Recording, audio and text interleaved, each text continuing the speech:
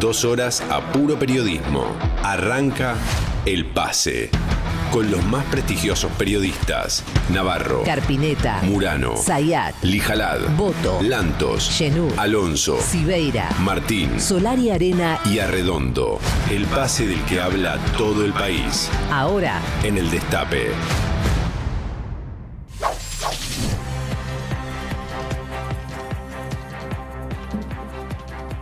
Y el gobierno de Milei finalmente decidió decírtelo en la cara.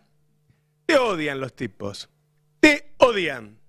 No tiene ningún problema en decírtelo.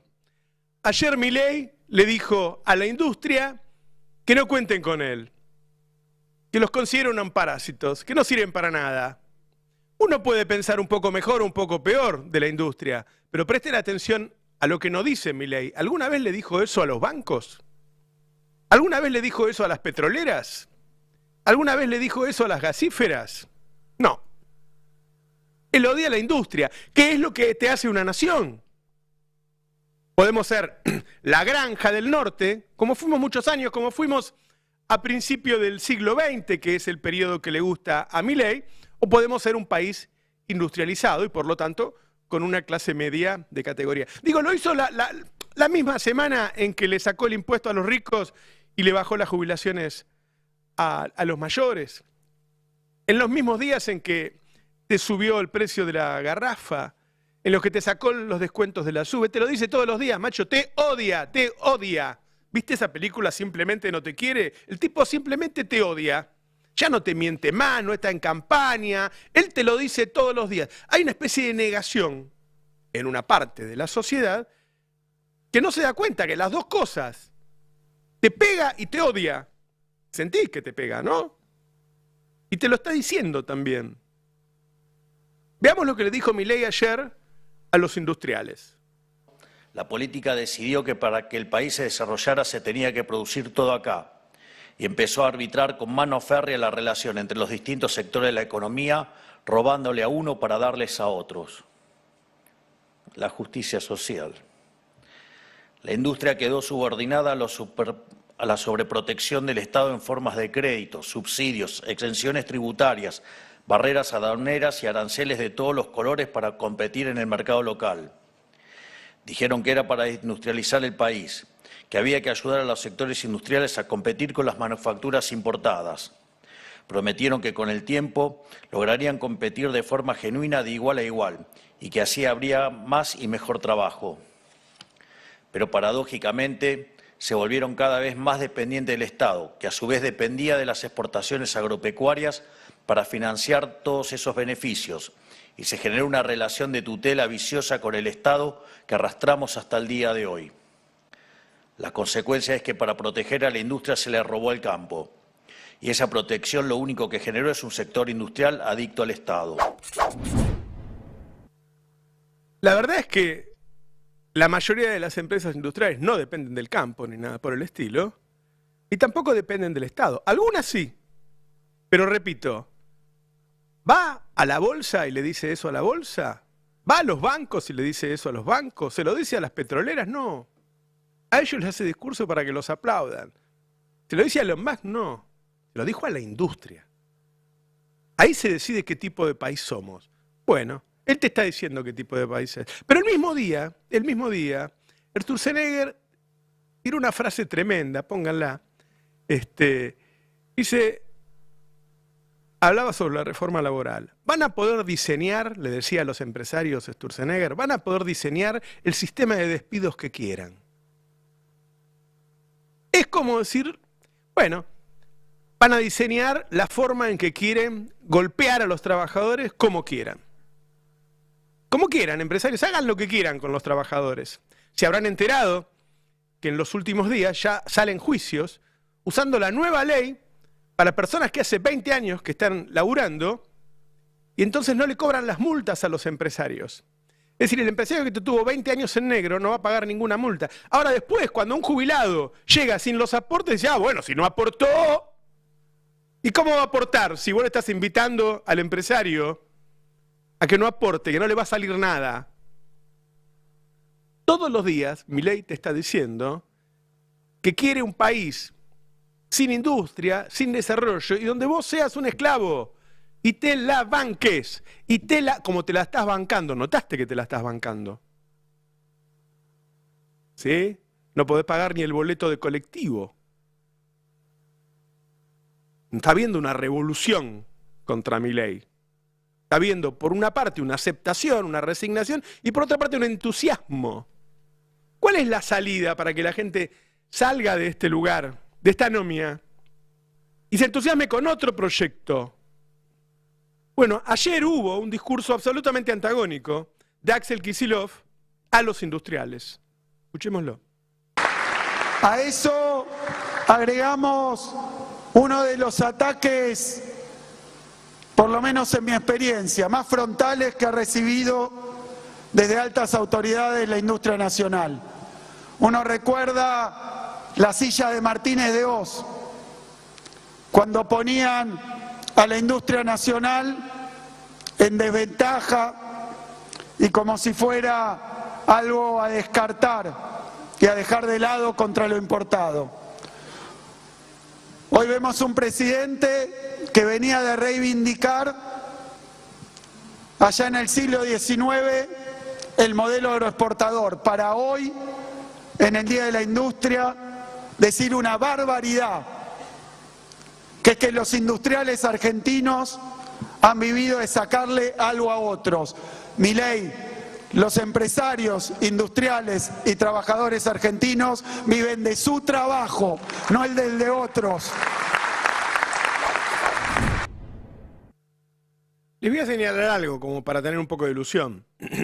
Milei no recibió ni un aplauso. Claro, los industriales tan boludos no son. Si viene un tipo a tu casa y te insulta en tu casa, no le aplaudieron. A Kicillof sí. Queda claro ya ahora, con 9 meses de gobierno, que el tipo te va a hacer todo el daño que se le deje hacer. Todo el daño que se le deje hacer. Ahora, también tiene que haber una expectativa, algún otro lugar para mirar. Bueno, empecemos a mirar, no solo a Kicillof, hay otras personas que están haciendo buen laburo, Infran, Quintela, digo, empecemos a mirar que hay otro país posible, porque Milei te odia. Buenos días, ¿qué tal? ¿Cómo están? Buenos días, Roberto. Pues justamente los que están tratando de ofrecer algo distinto desde su lugar de responsabilidad en las provincias, van a reunirse esta semana en el Consejo Federal de Inversiones, que es el ámbito histórico de reunión de los gobernadores del peronismo, a veces un poco ampliado. Atención, porque podría llegar a aparecer alguna figura que no es del ámbito peronista, y eso lo están mirando con mucha atención en el Congreso, donde los votos de los gobernadores, contábamos ayer, son claves para sostener o no los vetos del presidente. Pero entiendo que está empezando a ver... No lo decís por Jalil, ¿no? No, Jalil va a estar igual. Jalil va a estar, van a estar, tengo entendido que todos los peronistas o de lo que era Unión por la Patria van a estar, pero además podría haber alguno de los llamados gobernadores de partidos provinciales, que hasta ahora jugaron más cerca del gobierno. Hay una idea, ya desde el comienzo de este mandato, pero que se pudo avanzar parcialmente, porque las urgencias en las provincias son enormes, sobre todo por decisiones de este gobierno, pero que era esta idea de si un gobernador tiene un problema, es el problema del gobernador, si muchos gobernadores tienen el mismo problema, es problema del gobierno. Bueno, está la idea de que se empiece a articular algo por el estilo.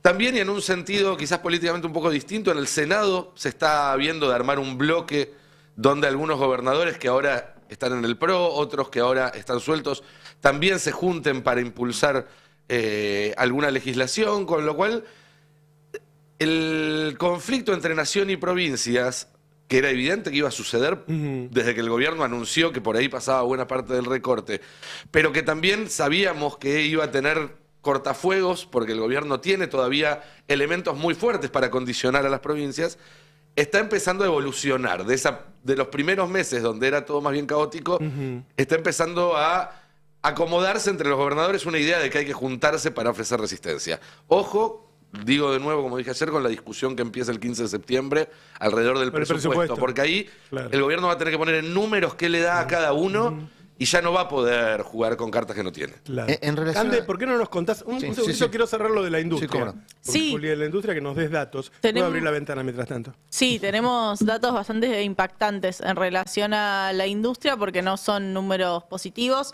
Tenemos en la placa 1 esta placa sobre la índice de producción industrial. Vemos la caída en el periodo de junio de 2023 a julio de 2024. Este sendero a la baja, ¿no? Como una escalerita que va bajando, va bajando, va bajando y llega a ese 87.1 cuando en noviembre de 2023, o sea, justo antes de la asunción de Javier Milei, encontrábamos el 100. Entonces es una caída muy rápida en ese sendero de destrucción de la industria manufacturera.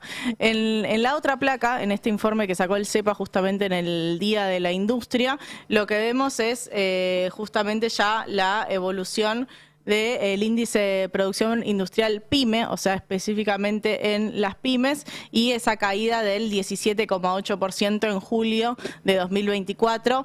Digo, son todos datos que hacen que sea muy difícil para el sector industrial y específicamente dentro del sector industrial, para las pymes industriales, poder defender o aplaudir esos discursos que hablan justamente de no solo una destrucción de la industria, sino dentro de esa industria, bueno, no van a ser igualmente afectados las industrias más grandes que las Claro. industrias más chicas. B corta no, ¿no?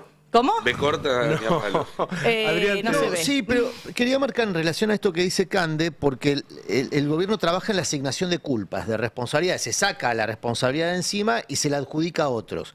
Hay un operativo en marcha, hoy lo sale a cruzar Mayra Mendoza a través de un extenso tuit en el que discute con Toto Caputo a partir de la afirmación que hace un empresario pyme muy conocido, que suele participar del debate público en medios de la derecha, que es el hijo de Lita de Lázari, que le adjudicó la responsabilidad del problema que tienen las pymes industriales a los tributos locales, municipales, provinciales. Esa es la operación que está en marcha ahora. Es decir, el gobierno ya lo hizo Milei ayer de manera bastante explícita.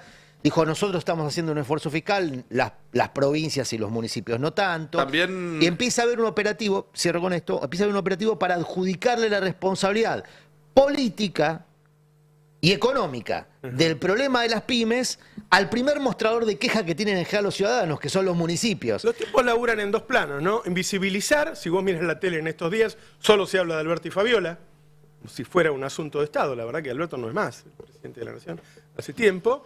Y lo que aparece, echarle la culpa al otro. Bueno, ayer Kicillof abordó ese tema.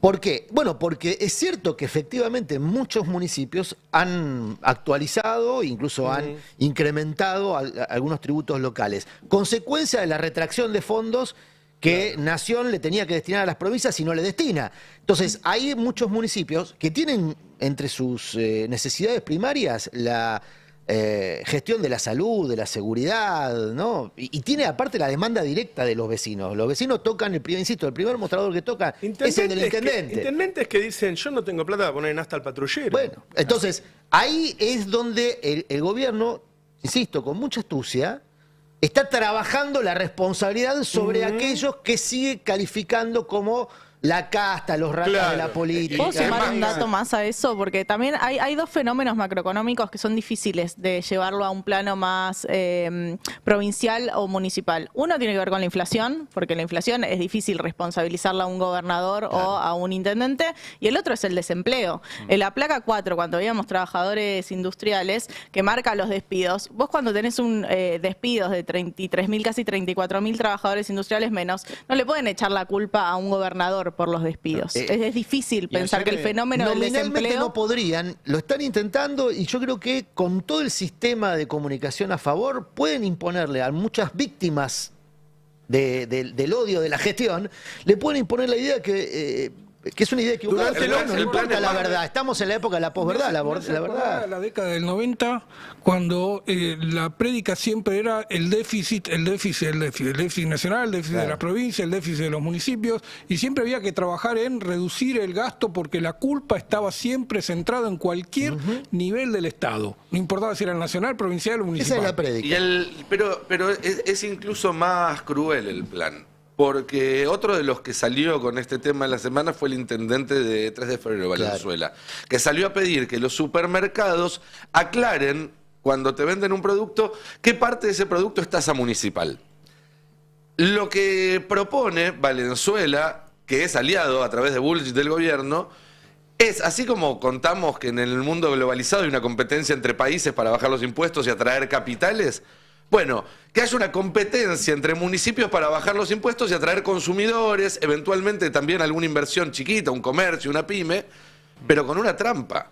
Valenzuela, si necesita financiamiento, levanta el teléfono, habla con Franco si lo consigue. Claro. El municipio de al lado, peronista, si baja porque Valenzuela lo corre con lo de los cartelitos de cuántos impuestos cobras, no tiene de dónde sacar esos fondos. Entonces, lo que están buscando es desfinanciar a los intendentes del conurbano con motivos electorales. Sumo una cosa, ayer Milei dijo muchas cosas, seguramente ahora volveremos a escuchar, pero dijo, bueno, que caigan los que tienen que caer.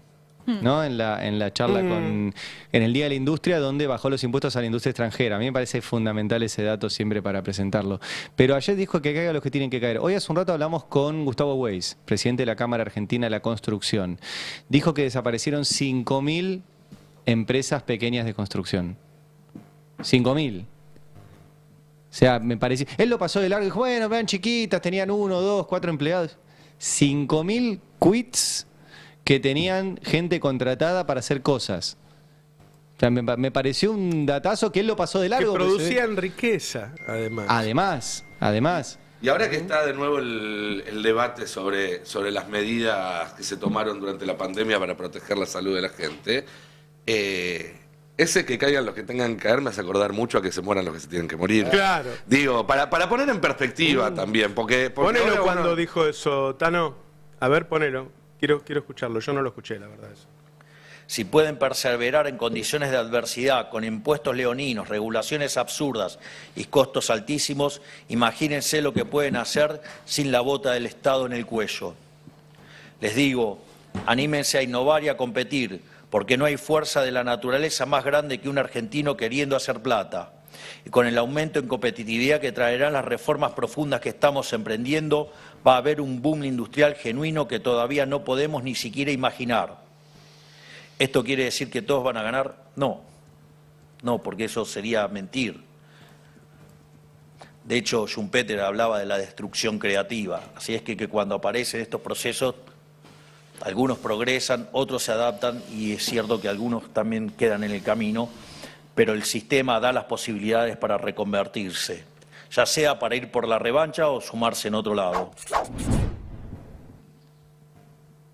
Que por ahora estamos viendo la parte en donde van muriendo las empresas, ¿no? Me interesaba que te metieras, Ari, en el tema que yo esbocé al principio de lo que está pasando ya con los juicios laborales. Exactamente, sí, porque lo que hicieron los que escribieron las leyes, sí, sobre todo el decreto 70-2023 y la ley bases, fue ahora ofrecerle a sus clientes aplicar esas leyes que esos escribieron. Claro. Para beneficiar a sus clientes. Siempre hablamos acá de la parte de los derechos laborales que se eliminó, que es que cuando te echen, si tenés que pagar una indemnización como empresario, no vas a tener que pagar la multa o las distintas. Paga lo mismo el que tenía empleado en negro que tenía empleado en blanco. Exactamente. Bueno, y ayer encontré un caso que me parece interesante porque todo tiene que ver con todo. Milei estuvo en la UIA. La UIA la preside Funes de Rioja. Funes de Rioja, repito, no tiene una industria, tiene un estudio de abogados. Tiene un estudio de abogados que representa a las empresas contra los trabajadores. Y su estudio de abogados puso a los que escribieron la ley bases y el decreto 70-23, nosotros ya lo hemos mostrado en varias notas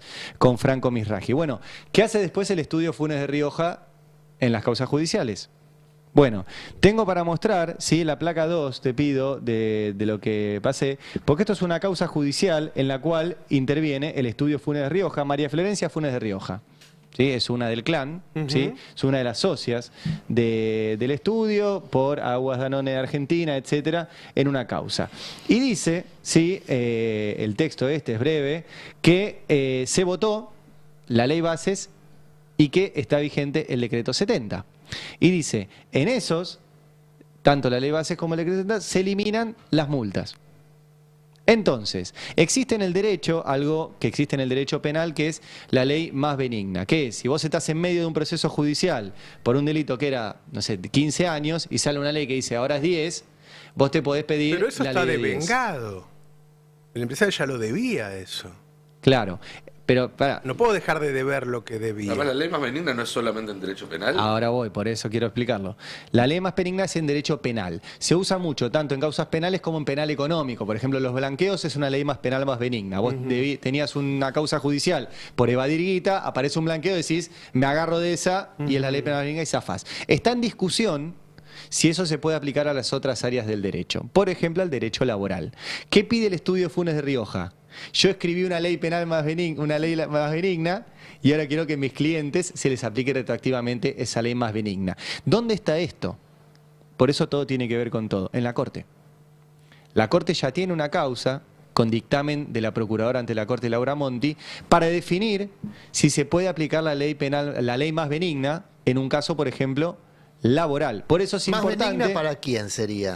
¿Cómo se interpreta? Para el acusado. Vamos a explicarle a la gente. Claro. Para el acusado. Si vos tenés un empleado en negro, ponle que 10 años, ahí se acumularon, no sé si pagaba o no pagaba vacaciones, si no pagaba o no pagaba aguinaldo, pero fundamentalmente todas las cargas, las dos partes, la que paga el trabajador y la que paga el empresario, era obligación que la depositara en la FIP, que la transfiriera el empresario. Cuando lo despide y el empleado va y denuncia, mire, acá me despidieron, encima me tenían en negro, cuando dice me tenían en negro, el juez tiene la obligación de pedir a la FIP la deuda. La FIP ahí lo va a inspeccionar y le dice, usted me debe tanto, pero ahora viene el tema. Las multas llegan a 10 veces la deuda. Si vos debés cargas sociales por 1 millón, porque lo negreaste al tipo, por eso ese tipo después no se jubila, no porque es vago. No hay un 50% de vagos en el país. Nunca hubo un 50% de desempleo en el país.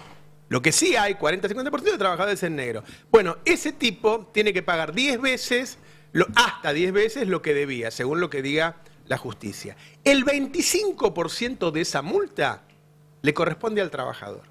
Por eso es buena la pregunta de siempre más, Adrián. Es más benigna para el acusado. Más benigna para que... Claro, por eso, para que se no le das entienda la bien, guita al trabajador. Para que entiendan bien los oyentes, vuelvo a la diferencia. En una causa penal, a vos te acusan de chorear, ¿sí? O acusan a alguien de haber evadido.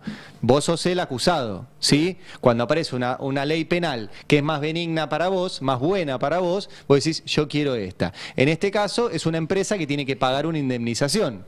Pero es un juicio entre partes. Entre partes. Pero además, no solo entre partes. por eso- es un juicio entre partes mediado por el principio protectorio de la ley de contratos de trabajo. Claro. Es decir, si vos desconocés pero eso eso, se cambió. estás deshaciendo el... Bueno, yo te estoy contando lo que está pasando. No, Ari, vos te haces O sea, parte de los empresarios. a mí me... No, es que para mí... Agarramos a Ari. Pero Para mí, debe ser, para mí, entonces, un fuera de conflicto joda, entre partes. una cosa es la discusión jurídica Sí. de si se puede aplicar la ley más benigna en todas las áreas del derecho, y otra cosa es que la ley es mala. O sea, yo creo que el problema acá es que la nueva ley es mala y fue escrita por los estudios de abogados que ahora la quieren aplicar para sus clientes. Yo creo que la Corte debería dar la razón al trabajador. Hay que ver, por eso traigo lo de la Corte, porque el otro día, que estamos en plenas negociaciones, Sí, que estamos en plenas negociaciones por lo de la Corte, y te dicen, estamos negociando cosas, la Corte que voten los senadores va a decidir esto. Claro. Entonces, O sea, va a ojo, interpretar quién Y sería García- el perjudicado y el beneficiado en Claro. un conflicto entre partes. va a interpretar si en un juicio laboral se le puede aplicar de forma retroactiva una ley que es más beneficiosa para la empresa. García Asumiendo Mancilla... que la empresa es la Es el víctima de una acusado. acusación. No es una cuestión de víctima. Y entonces por eso no entiendo. en El un juicio conflicto laboral entre es contra... partes. Es contra la El juicio empresa. laboral es contra la empresa. La empresa se acoge a la ley que más le conviene. Eso. Pero vos, la Corte tiene que resolver por eso. eso. Es para lo penal y no para... Porque en un juicio civil comercial hay dos partes. Entonces, la pregunta Claro. es pertinente. ¿Para cuál de las partes es más benigna? Le voy a explicar a la gente el concepto de devengado. Cada año que vos estás... Porque la gente que está en negro cree que no tiene derechos. Y al contrario, una persona que está en negro puede cobrar una indemnización mucho más jugosa que una persona que está en blanco. Con la ley que regía hasta ahora. ¿Qué es devengado? Todos los años a vos te tenían que haber, como mínimo, hecho los aportes. Algunos tampoco le pagan jubilaciones y vacaciones, pero ponele que hablemos de los aportes, ¿sí? Ese empresario todos los meses tenía que hacer aporte. No los pagó, pero se devengó. Ya se supone que es un activo tuyo, no es más del empresario, es tuyo. Ya se devengó, no se pagó, pero se gastó, está gastado, esa plata es tuya, no es del empresario, te la debe el empresario. Que un juez después diga que no te la debe, bueno, está lleno de mafiosos, pero te la debe, ya pasó, por eso la ley no puede regir para atrás. Porque ya te la debe esa plata. Pero acá también se está dando esa particularidad. Son juicios que se iniciaron antes de la ley y los que se buscan aplicar la ley que surge durante la instancia del juicio. La Corte Suprema, ya pasó en el repito caso de lo esto, que mencionábamos también. Volvemos de al la- principio, de es un despojo donde le sacan a toda la población para darle a una minoría. Mira que yo estoy del otro lado, acá hay 300 trabajadores, lo que pasa es que no se me pasa por la cabeza andar sacando la roja cuando ando por los pasillos. Y me parece que si un tipo, primero tiene que estar en blanco, después me da bronca que me pongan una empresa al lado, o un medio al lado, no en todos estén en negro, y acá está todo en blanco, y paga lo mismo. Porque entonces es una competencia desleal. Viste que igual para la gente es todo igual, ¿no? Uno es pautero, el otro es esto, qué sé yo, pero no es así. Está el que paga impuestos y el que no paga impuestos. El que no paga impuestos tiene que tener una penalidad. Porque si no, después, cuando llegás a los 65 años y decís, che, Estado, denme algo porque no me aportaron, te dicen vago. Después salen los periodistas por la televisión y dicen, bueno, pero si no tiene aportes, ¿cómo va a cobrar lo mismo que el que aportó? ¿Qué aportó? Si vos no tenés nada que ver, el que te aporta es el empresario. Ahí es donde entra a jugar la jubilación privada. Porque lo que quiere el gobierno es que vos te hagas tus aportes. No quiere que sea la empresa, no quiere que sea tu empleador, no quiere que sea el patrón, el responsable de garantizar tu futuro cuando llegues a los 65 años. Ese es tu problema. Vos sos el que vas a cumplir 65 años, vos te tenés que garantizar tu fuente de ingreso en algún momento de tu vida. Por lo tanto, jubilación privada, aportá lo que vos quieras. Podemos poner un piso, podemos un mar, pero sos vos el responsable. Es importante que le expliquemos esto a la gente porque es un robo, te están sacando tu plata, esa plata ya era tuya. Y sumo un capítulo más a lo de Fernando que es clave y por eso es el odio tanto a la estatización de la FJP. La FJP juntaba plata del trabajador activo, ¿sí? Y se la guardaba. ¿Qué hacía con esa plata? Se la prestaba a las grandes empresas. Entonces, ¿por qué hay tanto lobby por la vuelta a la SFJP? Por ese negocio en la cual la SFJP le prestaban plata a las grandes empresas o una empresa creaba su AFJP para captar ese dinero y autoprestárselo, que es lo que hacía, por ejemplo, el Grupo Clarín. Con un añadido, venía ocurriendo casi desde la creación de la AFJP, que como los negocios eran, entre comillas, ruinosos, el suplemento para llegar a un ingreso mínimo lo ponía el Estado.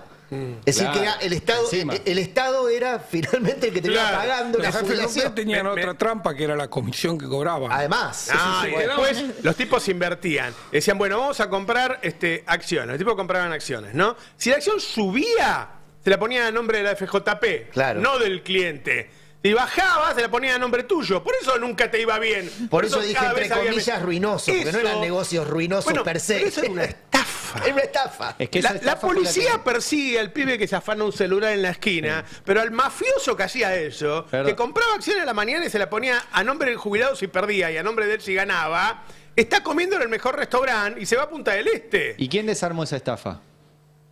Vudú. Vudú. ¿Y quién fue el juez que lo puso en cana a Vudú en pijamas? Lijo. Lijo. ¿Y a quién quieren poner en la corte? Al hijo. O sea, quieren poner en la corte al tipo que detuvo al tipo que desarmó esta estafa. Sí.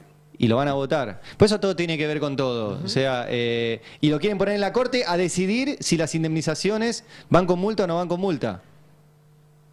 ¿En serio van a votar eso? Es muy impresionante que no se hagan estas preguntas los senadores. Está claro que en los últimos tiempos cada uno está pensando en su situación personal.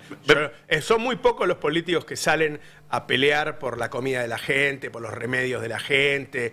Están discutiendo otras cosas, la gente ya no es boluda, se dio La cuenta. crisis de representación deviene justamente de la falta de noción colectiva de los representantes. Entonces, Me parece importante- Se sienten representados por eso. Me parece Porque importante nadie igual lo reconoce. insistir con algo que es cómo se ve con lentes distintos el mismo fenómeno dependiendo en qué dirección va. Porque si hoy quisiera un gobierno poner una ley que dijera que si tenías un empleado en negro, ahora tenés que pagar una multa por los 10 años que lo tuviste en negro y esa multa antes no existía, estarían hablando de expropiación, estarían hablando de inseguridad jurídica, estarían hablando de avance sobre los derechos.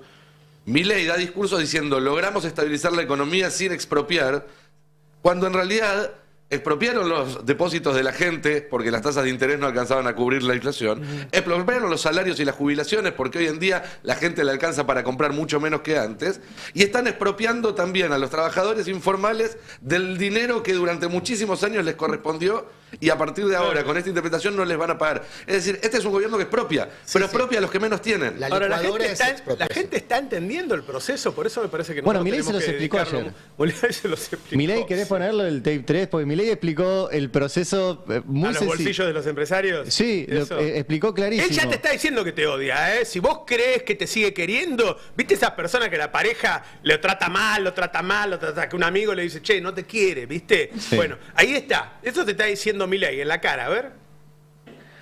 Y lo único que es pernicioso para el desarrollo industrial es tener un Estado elefantiásico montado a sus espaldas. Esta administración está empecinada en reducir el costo argentino en la totalidad de la vida económica nacional, para así mejorar la competitividad de todos los sectores productivos. Vinimos a achicar el Estado para agrandar el bolsillo a ustedes. Bueno, o sea, ¿el Estado qué es? El 60% del gasto del Estado son las jubilaciones.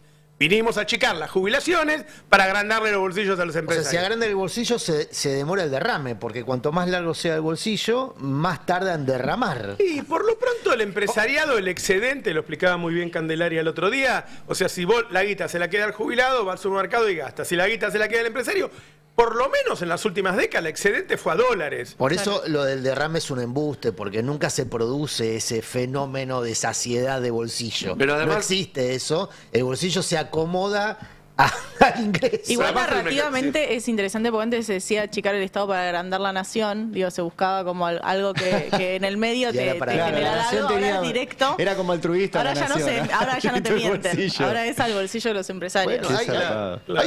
Bueno, en esta descripción que estamos haciendo, que para quienes siguen el pase, viene hilado con otras descripciones que generan un diagnóstico. Es un gobierno bruto y brutal. Bruto porque en general...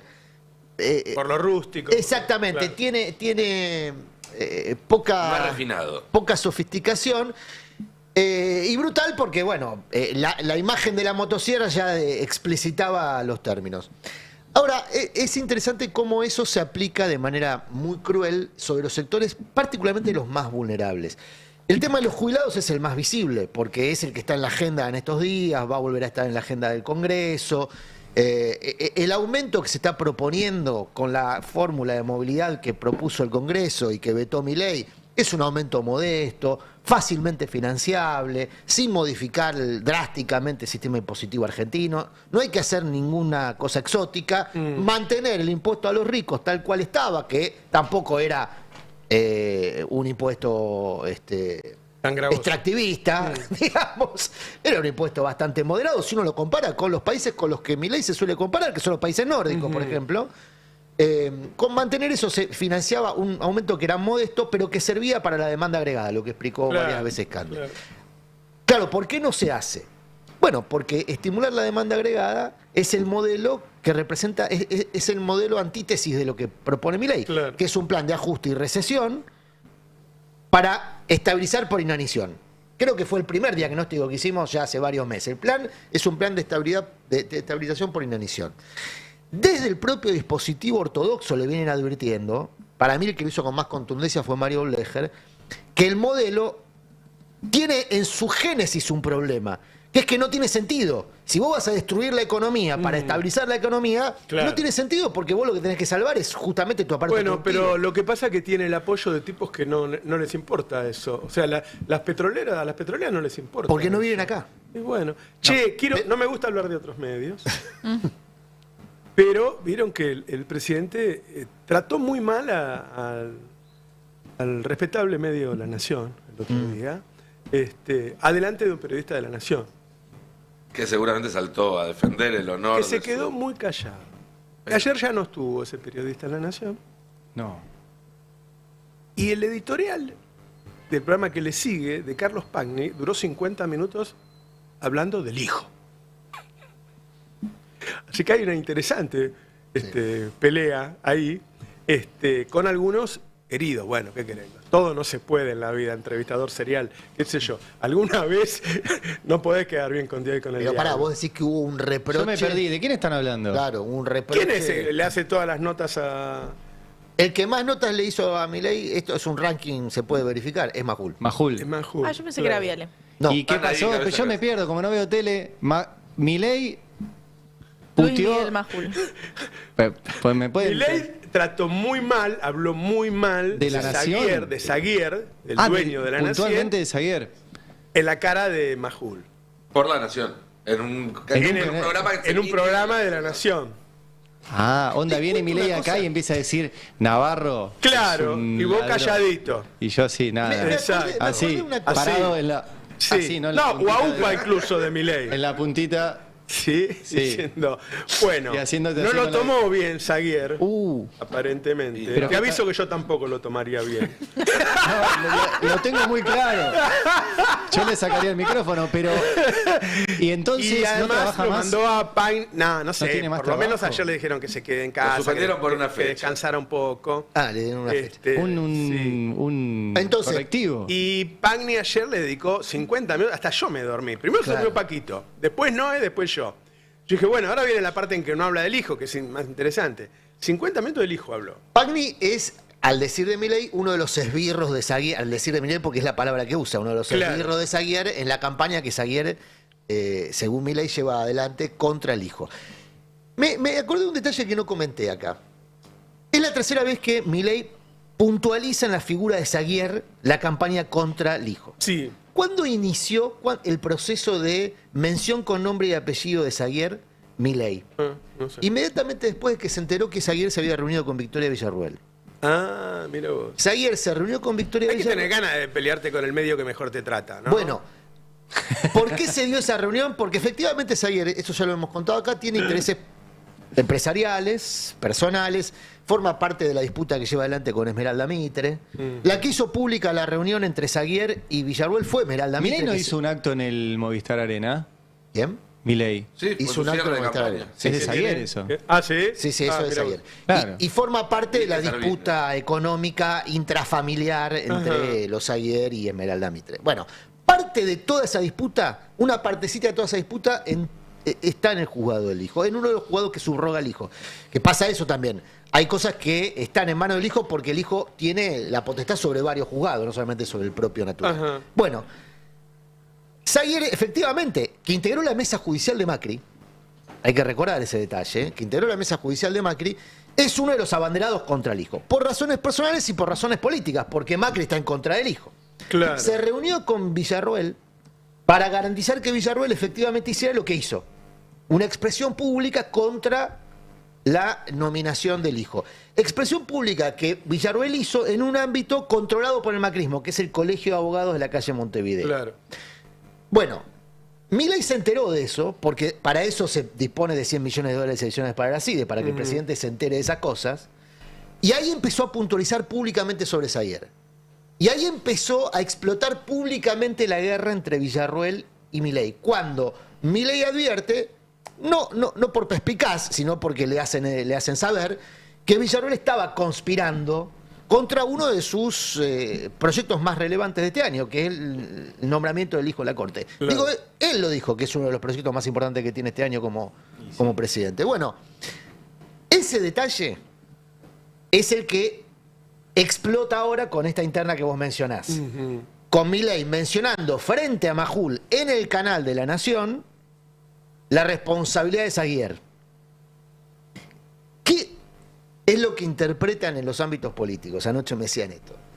Milei en realidad... ¿Estuviste en un quincho, no? Estuve en un quincho, sí. Esta tarde estoy medio dormido. ¿Hacía frío? En un quincho con carpincho. Bueno, ¿qué pasó? ¿Pasó a Marijuán por ahí? No. Ah, ¿Comiste ahí? Sí, claro. Sí. ¿Qué Quincho comiste? se come. ¿Qué comiste? Choripán, quincho peronista se come ustedes no choripán. comen entrañita con un puré de Ah, batata choripán, como todo al- Macri ¿Con y vino, Milei. Choripán. vino tinto? Había vino tinto, sí. Vino tinto de autor. No, choripán con vino Ah, ya. blanco ya sería un. Uno de los dueños tiene una bodeguita. Ah, bueno. Una bodeguita. algo. Ah, bueno. Una bodeguita chiquita, boutique. Una bodeguita boutique.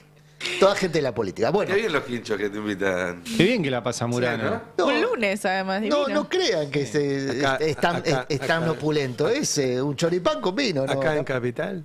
No, provincia de Buenos No, Aires. Carpinchos, dijo. Quinchos, Carpincho. el capital Jorge Carpincho Macri no lo suena deja humedales. entrar. Pinchos es zona norte. Carpincho es zona norte, sí. Bien, vamos. hilando Carpincho es fino. zona norte, sí. Es un ¿Fuiste barrio con ahí? lago privado, ¿eh? ¿Ahí fuiste? Sí, yo voy a donde me invitan, voy. ¿Se llama Santa ¿Por Bárbara? qué no voy a ir? No, es un santo, no una santa. O sea que Las santas ese están en Escobar Tigre. no tiene. Las santas están en Tigre, los santos están más al norte. Bueno, después les voy a contar más detalles, pero quiero puntualizar en esto que se me va a escapar. ¿Qué es lo que cree la política? Que Milei menciona a Saguier en el canal de Saguier, en el canal de La Nación, porque busca horadar el vínculo entre Macri y Saguier.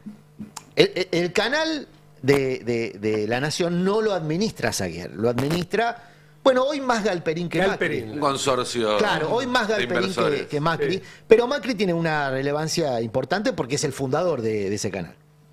Bueno, ¿por qué Milei le interesa horadar ese vínculo? Bueno, porque Milei considera que puede retomar la relación con Macri a partir de la gestualidad, por ejemplo, de esta convivencia parlamentaria que se propone con el PRO.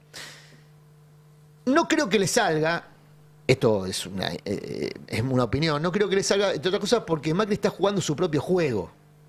No está entusiasmado con la absorción que le propone Milei y Karina Milei, está jugando su propio juego. Entonces, eso hacia adentro de la Nación Más va a provocar muchas explosiones de este tipo. Lo que vos comentás es una de las explosiones que vamos a ver, porque claro, mamá y papá, digamos, si se pelean mamá y papá, y te obligan a decidir por uno de Veámoslo los cuando dos. sucede, porque yo no lo vi, la verdad que yo no lo vi cuando Milei le dijo eso a Majul, no sé bien qué hizo Majul, a ver. Es una persona que se preparó toda su vida. Y yo lo entiendo, o sea, yo entiendo que está la agenda de Saguier y manda a sus 4 esbirros, esos pseudo periodistas con los que manda a atacar, y una de las cosas que hace es atacar al juez Lijo. Digo, que Saguier explique por qué tiene tanto encono con Lijo y conmigo. Bueno, a ver, La Nación tiene una política editorial. Sí, claro, por eso, y tiene 4 periodistas que los manda, digamos, que responden a Saguier de manera directa. O que opinan eso. Bueno, Y hay creo que mucho- justo son los 4 que responden a él. Bueno, a ver, los diarios, ¿tienen derecho a tener una política editorial? Yo me anticipo y digo que sí, ¿eh? Sí, obvio, claro. Ah. Bueno, pero yo también puedo agarrar y decir, digamos, si el señor Saguier tiene problemas con Lijo, que se los arregle con Lijo, no Primero, metiendo el país en el seguramente medio. esos 4 periodistas ahí se pueden defender solos tranquilamente. Yo bueno. no voy a defenderlos, pero... No, algunos de ellos mienten descaradamente, así Bueno, que... ¿por qué la palabra esbirros? ¿Por qué?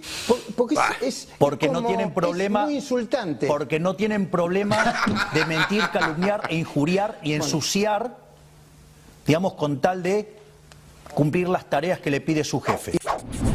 ¿Cuáles son los 4? Claro, yo pensé que los 4 lo incluían a Majul. Al final es como Pete Best, se quedó afuera de la banda. antes que se hiciera- Yo creo que los son 4 cuatro son de los, diario, son son, cuatro. son los mejores periodistas que debe tener la Nación, que son... ¿Cuáles son los 4? Y puede ser Liotti, No, bueno. Yebra, Morales Solá Pani seguro. mismo. bueno. Morales Solá, yo creo que la alusión es a Liotti, Pagni, seguro, Morales Solá. Pagni, Morales Solá. Pagni, No sé si Yebra, ¿El cuarto? me parece Sí, que... por Alconada, ahí, Alconada ¿viste? Mon. Me parece... ¿No? Que le viene pegando. Alconada lo viene Le viene pegando y él saludando. le contestó por Twitter varias Lo veces. de la factura Sí, que sí, difundió sí. la semana pasada. Pero igual, más allá de la identificación que la tendría que Tampoco hacer. podía hacer mucho más Majul ahí, qué sé yo, el tipo es el presidente, El está en su birra es mucho, despacho, decía están los algo milicos en la menos. puerta, está Adorni de Adorno. No, bueno, pero para Estaba de decir visitante. ellos se pueden defender solo Es tremendo. ¿Puedo decir que si yo voy a marcar una entrevistar, distancia. ¿puedo decir que si yo voy a entrevistar a Milei y me dice eso y no le digo nada, está todo bien? No, Ah, pero Quería ustedes están en chequear. otro lugar, ustedes pero estoy ahí también. Yo de ustedes rodeado. espero todo. Ah, ok. Ahora, Yo te digo la verdad, me daba ganas de ir yo a defenderlo a Morales Solá. Claro, una cuestión de un mínimo que compañerismo. encima a esa hora estaba al aire en otro canal y no podía ¿no? Hay que decir que sí, está vivo, yo lo veo que lo ponen al aire a Morales Solá, pero no estoy seguro de que esté vivo. No, metió una operación la semana pasada que se... No, una nota. Que se comentó, bueno, fue el primero que reveló la visita de los empleados de la CIDE, de los abogados de la CIDE. A lo de... sigue activo. Sigue. Che, dice Brenda Aramayo, un minuto que leo los mensajes de la gente, que no entró hasta ahora el debate. Brenda Aramayo, este gobierno le saca la comida de la boca a los pobres para dársela a los ricos y amigos empresarios. Estamos leyendo el chat de YouTube del Destape. Ahí no, hay una nota de Franco Misraji de eso, si quiere leer más. Bueno, en el Destape Web. Cap de W, dicen que primero tenemos que estar mal para después estar bien. Es buena, es así. Eso lo inventó la religión. Brenda Aramayo, ya dijo Milei ayer que va a recortar el Estado, que somos todos nosotros, el pueblo, para agrandar el bolsillo de ellos. La verdad, viste, la gente lo entendió aparentemente. Rolando de Gliotti dice, che, ¿y la CGT qué onda? Viste que de vez en cuando... Pone la fecha. Rubén Darío lo dijo él mismo. No importa el número, lo que importa son las fuerzas del cielo. Las fuerzas del cielo son una docena de trolls. Matu Tecchú, en vez de enfrentarse con el Estado Nacional, le ponen una taza a la gente. Héctor Nicotra, ojo que la gente culpa a los intendentes y gobernadores de los aumentos, en particular de Buenos Aires. Bueno, acá está el tema, ¿no? ¿A quién culpa a la gente? Claro, ese es el gran... Hasta acá es el gran activo que tiene el gobierno nacional para sostener... el respaldo popular que manifiestan las encuestas. Que todavía hay una parte importante de la población que le echa la culpa a otros de sus problemas. Y eso se ve más en tarifas, perdón, pero cuando son fenómenos más macro, desempleo, precios... Bueno, acá me llega información sobre el colega. Dice... Flor de Quilombo se armó con la nota de Majul. Parece que Majul no quería hacerla, que los mandaron a enfrentar. Si ustedes ven el principio, él dice varias veces, es una nota muy dura, es una nota muy dura. Hay repreguntas, lo dice como si fuera... Buah. Y Zaguier está recaliente con él. Bueno, es que tiene motivos. Dale. Permitime retomar porque en todo yo me pongo del lado del más débil. ¿Con B larga o con B corta? De mi lado me pongo. No, toda esa historia de jueces, servicios, trolls y demás, tiene un apellido, que es Santiago Caputo. Y ayer pasó algo muy curioso. No es la primera vez que Cerimedo se va de Boca. ¿Se acuerdan hace un mes y pico discutiendo en Twitter con nuestro compañero Mariano Martín, que adelantó que parte de los fondos reservados de la CIDE se iban a utilizar para hacer crecer un nuevo medio de derecha? Y curiosamente, semanas más tarde apareció un español salido de la nada con plata para invertir en la derecha diario, hacerlo crecer, etcétera, etcétera. Bueno, el domingo a la noche Cerimedo fue a dar otra nota al programa donde están Jairo Stracha, Romina Mangel y Ramón Indart, y se volvió a patinar hablando y reconoció que Santiago Caputo, persona que está a cargo de los servicios de inteligencia, de negociar los jueces de la Corte, todo esto lo sabemos porque lo ha dicho gente del gobierno. Ahora también nos confirma alguien que forma parte de ese esquema como Cerimedo, que es el jefe de los trolls. Si les parece, tenemos el video para verlo. ¿Cómo? Lo dijo al aire. Lo dijo al aire, sí, la metáfora de el Pato Lucas en su casa, yo siento que un poco nos subestimás. Porque el otro día Ignacio Torres, el gobernador de Chubut, estaba siendo atacado por cuentas de Pato Lucas en Twitter, y dice que habló con el gobierno, y en el gobierno le dijeron, ya te lo desactivamos. Y yo dije, pará, ¿el Pato Lucas? ¿Quién lo desactiva, el Pato Lucas? ¿No nos está subestimando con que nadie del gobierno coordina ataques en redes sociales? Pero supongamos que ocurren, lo dudo muchísimo porque conociendo a Santiago y las personas que están ahí, dudo Yo no hablé de Caputo. No, está bien. Tienen el gobierno en comunicación. Es como la policía cuando está con el tipo que lo está interrogando y el tipo dice algo que él no se lo dijo. Y el policía dice, pero yo no dije que lo mataron con un cuchillo en la frente. Así es, de hecho... Después él dice, no, bueno, es el encargado de la comunicación. Y el Jairo le dice, pensé que era Dorni. Y queda ahí pedaleando en el aire. Pero para cerrar el círculo rapidito, este gobierno sigue teniendo crédito porque la gente le echa la culpa de sus problemas a otros. Hoy en día, la mayor preocupación de la figura más importante en el gobierno, en ese triángulo de hierro del que habla Milei, es controlar a través de los medios de comunicación, de los trolls, y también con una pata en el Poder Judicial y en los servicios de inteligencia, a quién le echa la culpa a la gente de los problemas que tiene. Es decir, este es un gobierno que más que gobernar hace de cuenta que gobierna en algún punto, o que sostiene su gobernabilidad en que haya una Ayer capa estaba de en ficción. TN el periodista ese que echaron de España Negre. por fake news. Sí. Estaba ahí como un columnista más. Sí. Igual yo creo que... En cualquier momento sientan al gordo valor. Sí, Se igual- vayan, yo opino que esto es un afano. Santiago Caputo se está metiendo en un terreno donde hay gente con mucha más experiencia que él. Y que no necesita de esos recursos porque ya tiene recursos que ha juntado durante muchos años por fuera del Estado. O sea, se están poniendo a jugar en cosas que no manejan, que es muy divertido porque la primera vez te sale, tenés repercusión, pensás que si todo el mundo está hablando de vos, realmente tenés algún tipo de poder. Tenés poder cuando nadie habla de vos.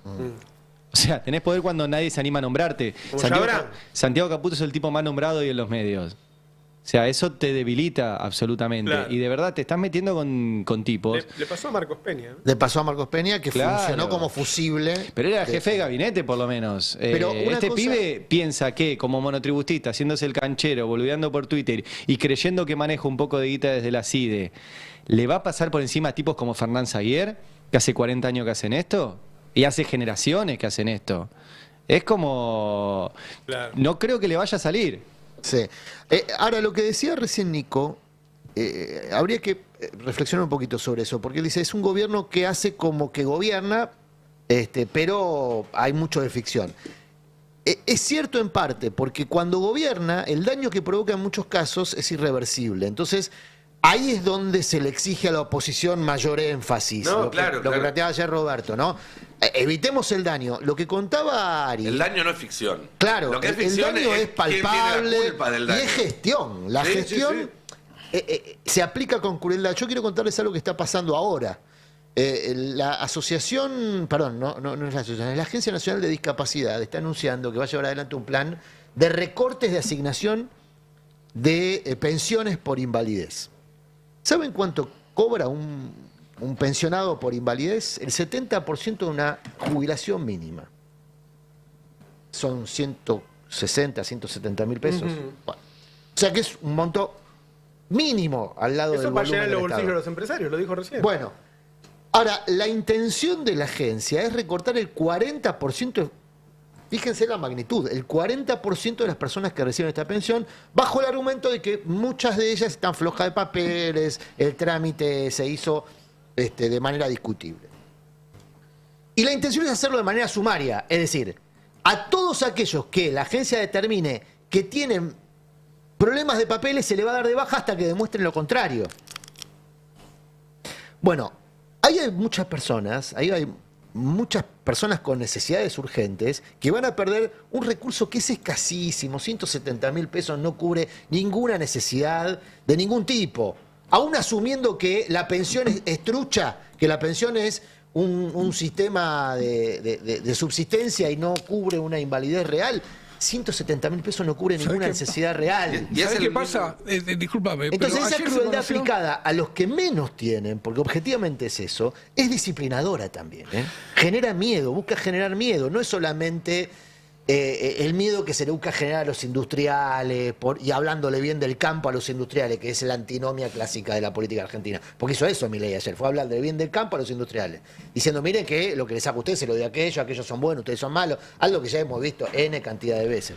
Bueno, el tema es la crueldad aplicada sobre los más débiles, porque eso disciplina también y atemoriza a quienes podrían reaccionar frente a la agresión. Perdón, Fer. No, lo que te iba a decir es, ayer se conoció la recaudación de agosto y no fue buena, fue muy mala. Fue muy por debajo de lo esperado, que ya era abajo de la inflación. Pero hoy ya empiezan a circular informes de estos que llegan a los escritorios de los que definen inversiones, de los que te mueven un poco el amperímetro de la estabilidad financiera. Y te sintetizo porque recién lo acabo de leer. Es de esperar que se sostenga un elevado nivel de ajuste del gasto para sostener el superávit fiscal. Es decir, los tipos ya le están diciendo al gobierno, no nos preocupa que haya caído la recaudación. Pero si vos haces un ajuste más grande, bueno, seguimos esperando.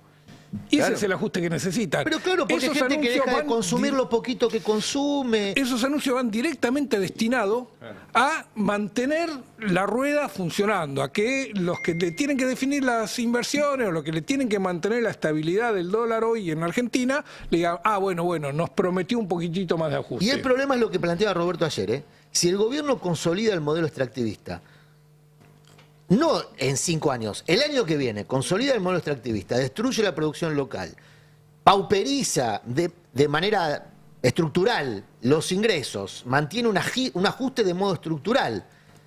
El país, la generación del 80 se reproduce en esta etapa, pero con... En esa época no había elecciones. No había elecciones y no había un sistema de demanda agregada tan expansivo como hay en el siglo XXI. Y no había 50 millones de bocas a las que darles de comer. Exactamente, había menos población.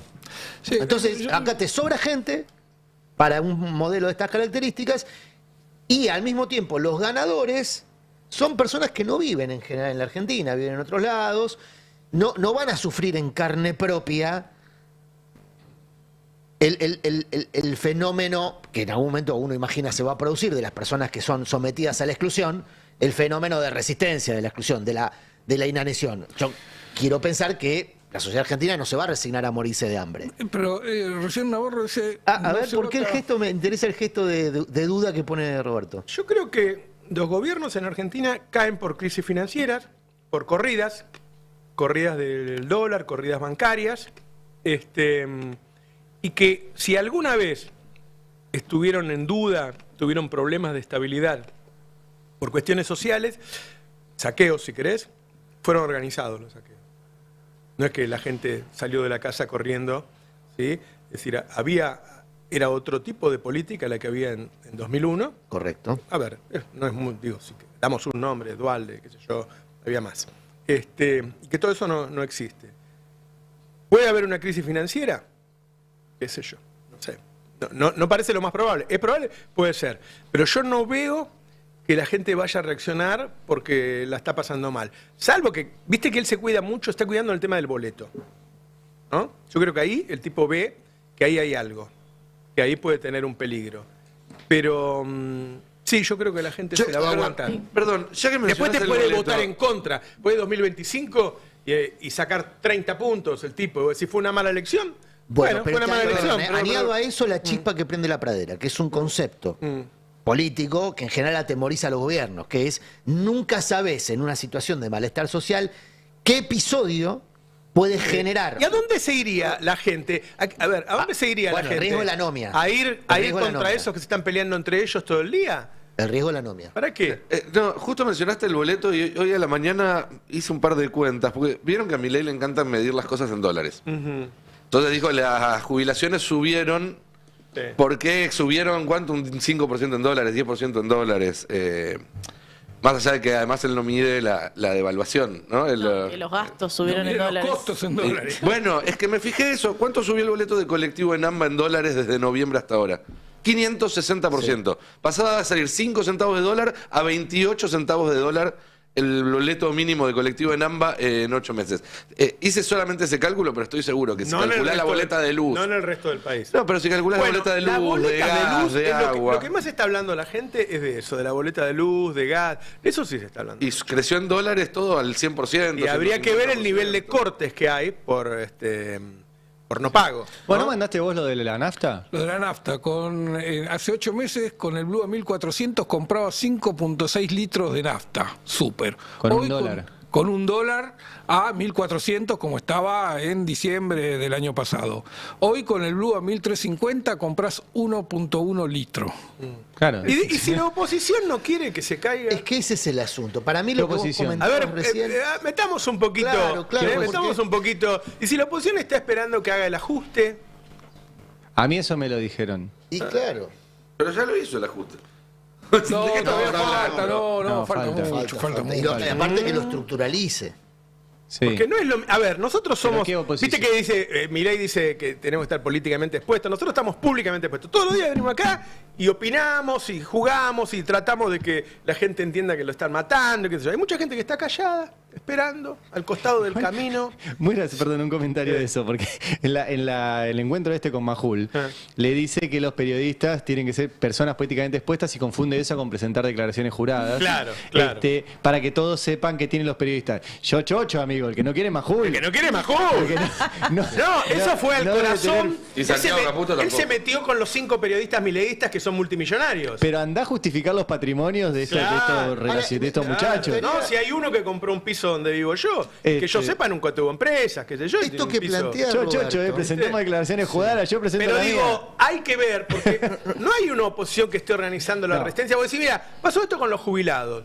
Si se arma una marcha en donde están el PJ, los sindicatos, las organizaciones sociales, se le pide a los universitarios que vayan y qué sé yo, más los jubilados, y le armás una marcha como la universitaria. Se supone que el viernes, la intención es que el viernes ocurra algo de esas características. Anoche en el quincho en el que estuve, donde había muchas personas del peronismo con muchos años, se discutió esto. El famoso qué hacer, que proviene de Lenin, pero que aplica para todas las ideas políticas. No. Bueno, Lenin no era. O Perón era leninista. Bueno, sigamos con el hilo de la cuestión. ¿Cuál era la discusión que se daba entre personas que tienen mucho recorrido en el conurbano y que tienen algunos cargos de responsabilidad incluso en la gestión?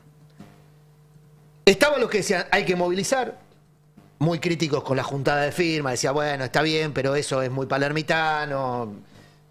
Yo aporté un dato que ayer nos dio Mariano Recalde, que la idea de la junta de firmas era ponerle el cuerpo con mesas en la calle, generar un movimiento callejero en torno a la junta de firmas, que no sea solamente a lo que ocurre en Internet, sino que haya territorialidad, que se salga a la calle con una planilla y que sea un movimiento que empiece a auscultar cómo está la calle. Y uno decía, lo que tenemos que auscultar, usó esa palabra, por eso la repito, es cómo está la calle con nosotros. Si nos quieren cagar a piña o si se paran a escucharnos. Claro. Lo primero que tenemos que saber es qué piensan de nosotros.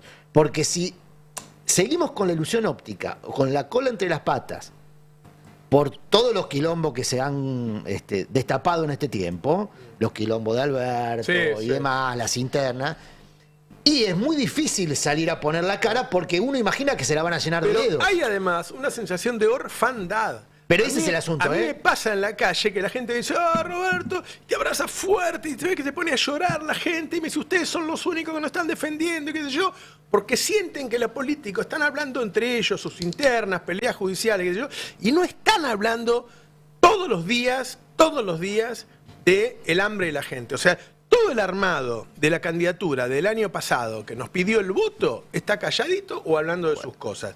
Eso genera una sensación, la gente no solo está empobrecida, sino que uno ve una esperanza.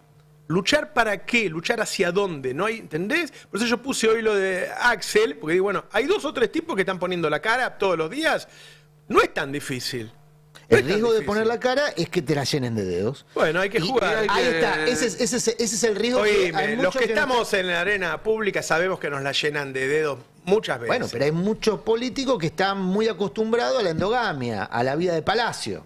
Y en la vida de palacio es muy difícil de llenar la cara de dedos porque en general todos son pares, las conversaciones son amables, no tenés problema de calefacción. Bueno, pero más allá de eso, me parece que hay una discusión que es más profunda, que tiene que ver con, bueno, cuál sería ese horizonte. Porque si efectivamente también la oposición cree que este era el camino correcto y que vos tenías que hacer un ajuste fiscal y tenías que hacer todos los recortes que se hicieron y tenías que licuar las jubilaciones, bueno, la orfandad es porque evidentemente nadie representa entonces un proyecto que no sea ese regresivo. A mí me da la sensación que hay un sector de la oposición... No sé si nadie, pero hay muchos que no. Hay un sector de la oposición que sería la reconstrucción del centro, esta que pretende reconstruir el centro, que considera que este camino es inevitable. De hecho, lo dicen cada vez que pueden, tienen fundaciones que se dedican a decir eso. Sí. Hay fundaciones muy de moda, que tienen medios de comunicación, todo, que se dedican a decir el ajuste era inevitable. O sea, la tragedia meteorológica. Esto tenía que pasar.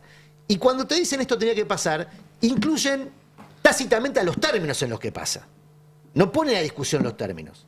Te dicen, esto tenía que pasar, y el que escucha dice, bueno, tenía que pasar y tenía que pasar así. Claro, mi pregunta es, ¿quiénes no creían que esto tenía que pasar y que había otra forma de...?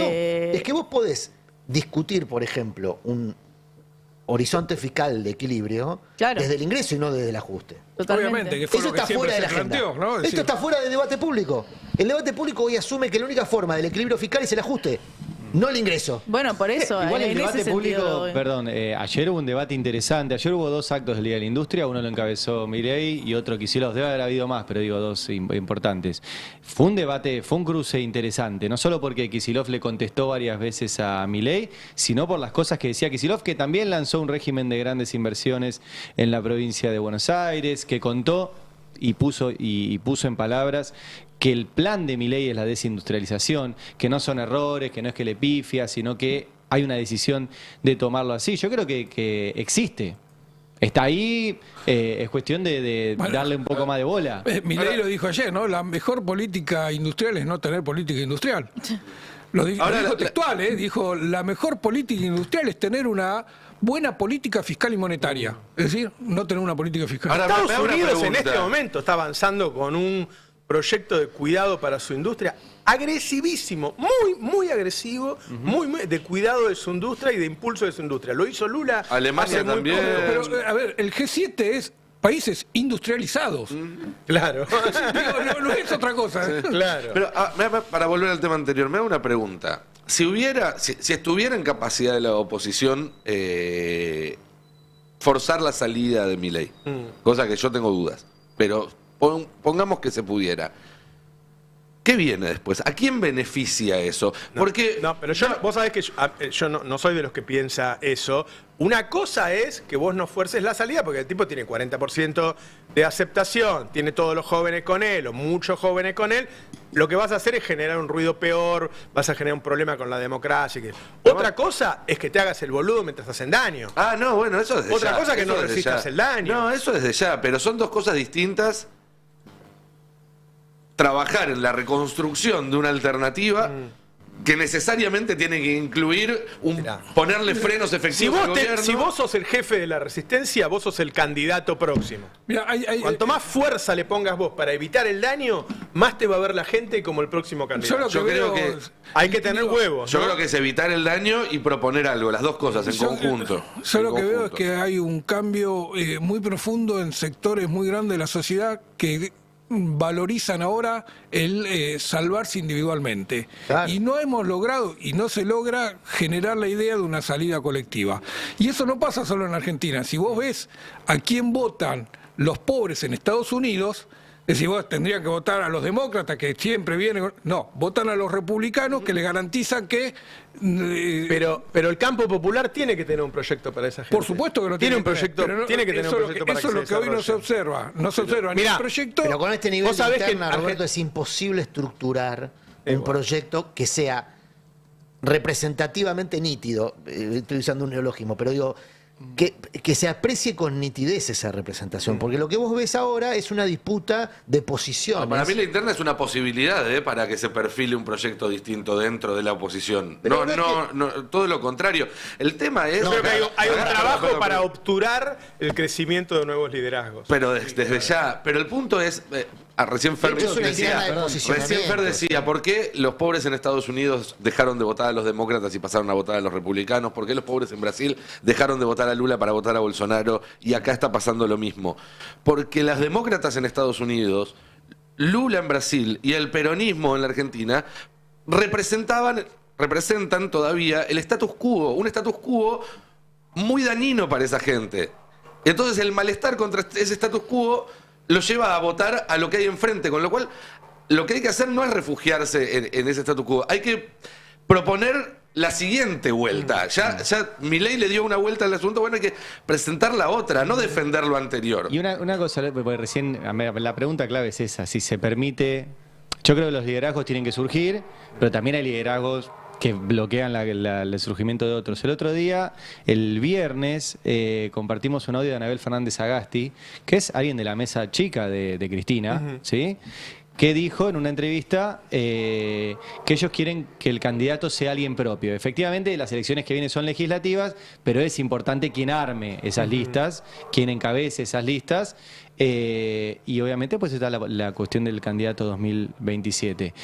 Cristina dijo en una de sus últimas apariciones, a los líderes no se les discute. Lo dijo en una de las últimas. La pregunta es, ¿qué es propio? ¿Qué considera propio? Y si otra vez no se le discute y va a elegir ella quién es ese propio. Teniendo la posibilidad, yo lo vuelvo a poner... El proyecto de ella es elegirlo ellas.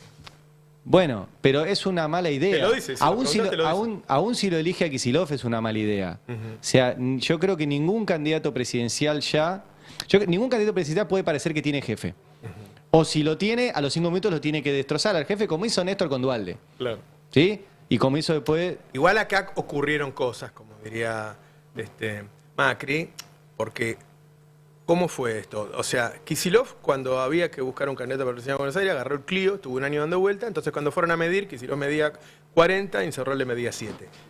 No es que alguien dijo, ay, toma, te regalo la provincia. Era el candidato porque se lo había ganado. Claro. Fue gobernador. Llegó a gobernador en 2021, cuando se pierden las elecciones en todo el país, Cristina lo llama al sur y dice, tenés que echar a Bianco, tenés que echar a este, tenés que echar al otro, y tenés que poner a Insaurralde. O sea, no solo perdió un buen jefe de gabinete, sino que al tiempo se dio cuenta que le habían puesto una bomba de tiempo. Sí. Era Insaurralde. Entonces, a partir de ahí, él dijo, bueno, si yo reelijo, ya ahora nadie va a poder discutir que yo soy el líder. Y yo no voy a poder ser líder si yo acepto órdenes que además son perniciosas para mí. Y eso no quiere decir que no la quiera Cristina, que no la respete a Cristina y qué sé yo. No puedo ser líder si tengo una jefa que me llama al sur y me tiene 6 horas diciéndome por qué tengo que echar a mis funcionarios y por qué tengo que poner a estos tipos que después andan en yate por ahí. Y mis funcionarios no les alcanza para llegar a fin de mes. Sí. Entonces, esa es la disputa que por ahí hay gente que no entiende. Es decir, mirá, no puede haber un liderazgo que llame, está negociando con Biden, espera que voy a preguntar a... Porque tampoco quiero volver y que me caguen a pedo. Es poco eficiente eso. Nadie lo votaría. Por eso, o sea, nadie vota chirolitas y es poco eficiente. Después incluso a la hora de sentarte a discutir. Por eso yo cuando escucho, bueno, tiene que entender que los votos no son de él. Yo diría, mira, yo no sé, porque es medio complejo. El voto es de la persona que lo pone ahí. Ahora, yo en términos de construcción política empezaría a decir que son de él. Sí, además no es cierto eso. Eso no es cierto. Yo coincido con vos que no es cierto, pero ponele que estemos equivocados. Aún si estamos equivocados... podemos verlo. Eficiente... El candidato de Cristina es Guado hoy. Bueno, pues si no, pueden ir a una interna. La gente no lo sabe, pero ya está la separación hecha. Ajá. El candidato de Cristina es Guado. Bueno, que vayan a una interna y el que gana... Estás hablando de un candidato presidencial...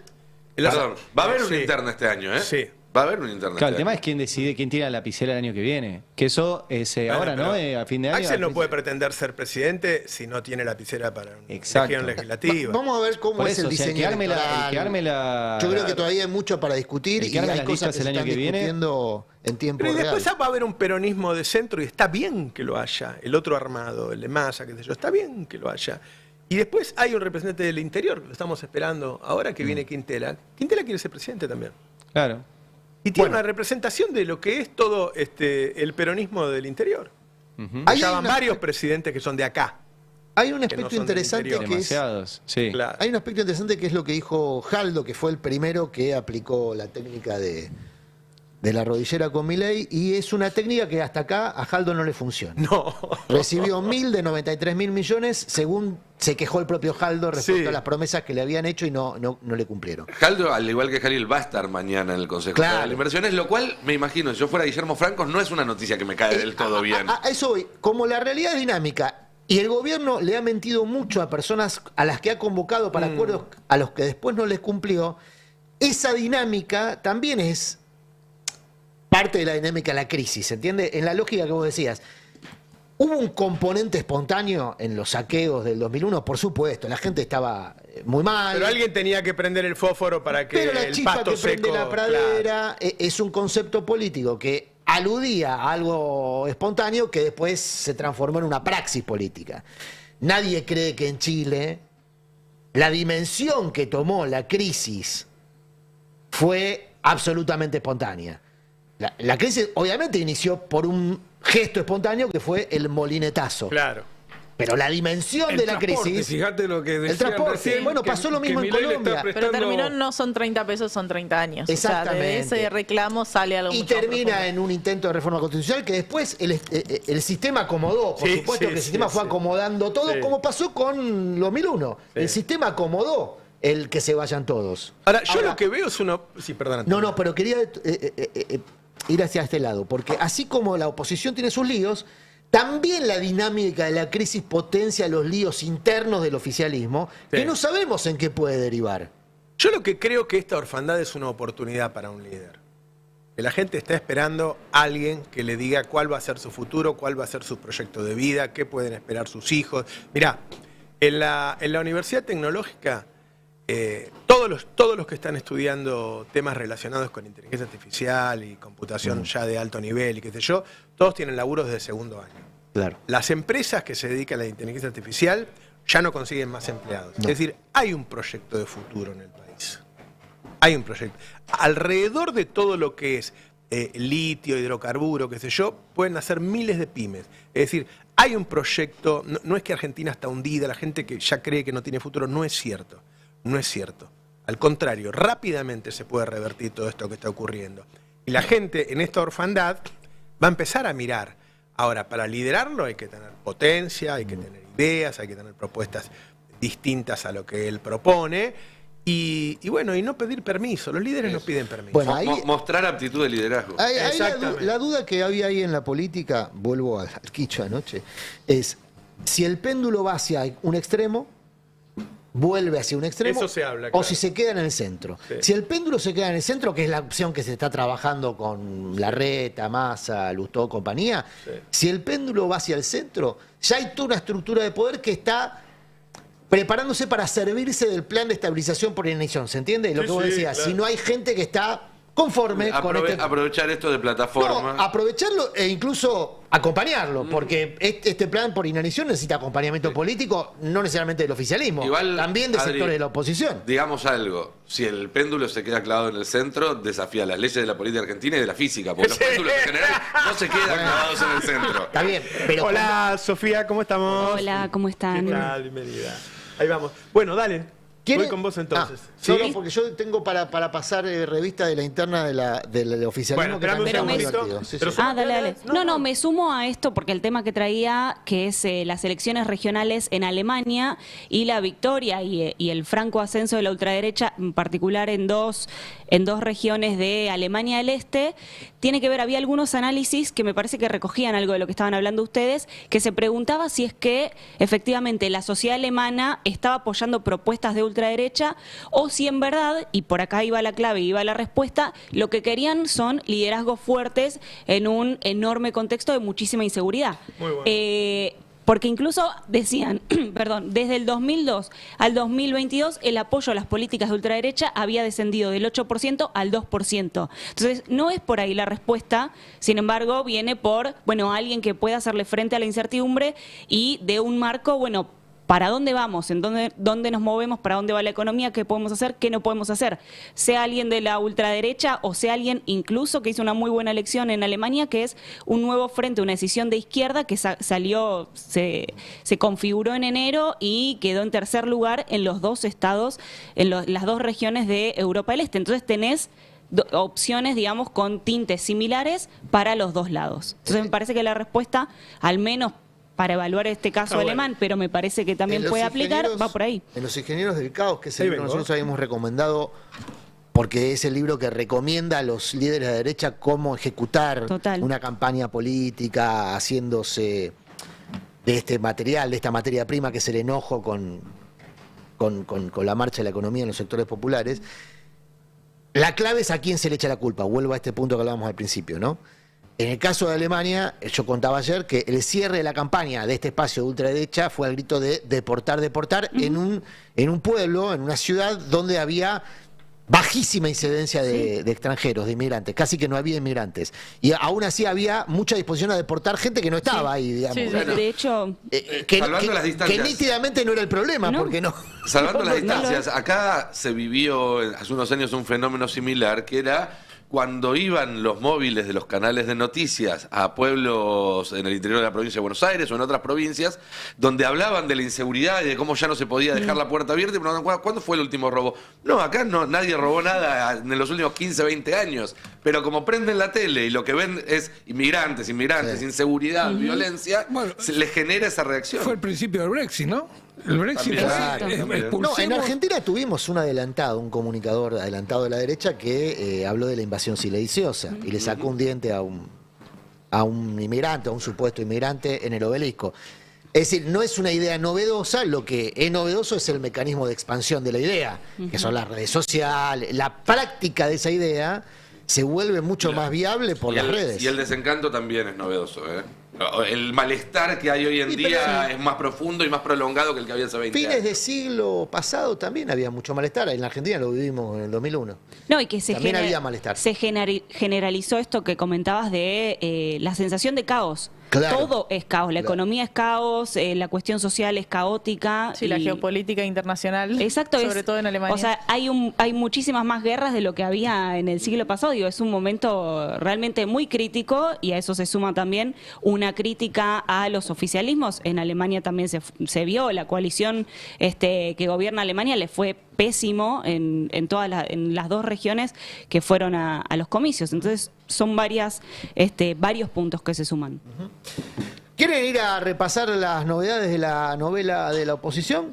¿Cómo estamos de tiempo? Ellos se dedican a Fabiola y Alberto, nosotros nos dedicamos a Rieto, al Patito y... Ellos mismos se dedican a sí mismos también, ¿eh? Sí, sí. Le dan mucho aire. Empiezo por lo más serio y después, si se quiere, a lo más entretenido. Lo más serio deriva de una charla que ayer tuvimos acá con Mariano Recalde.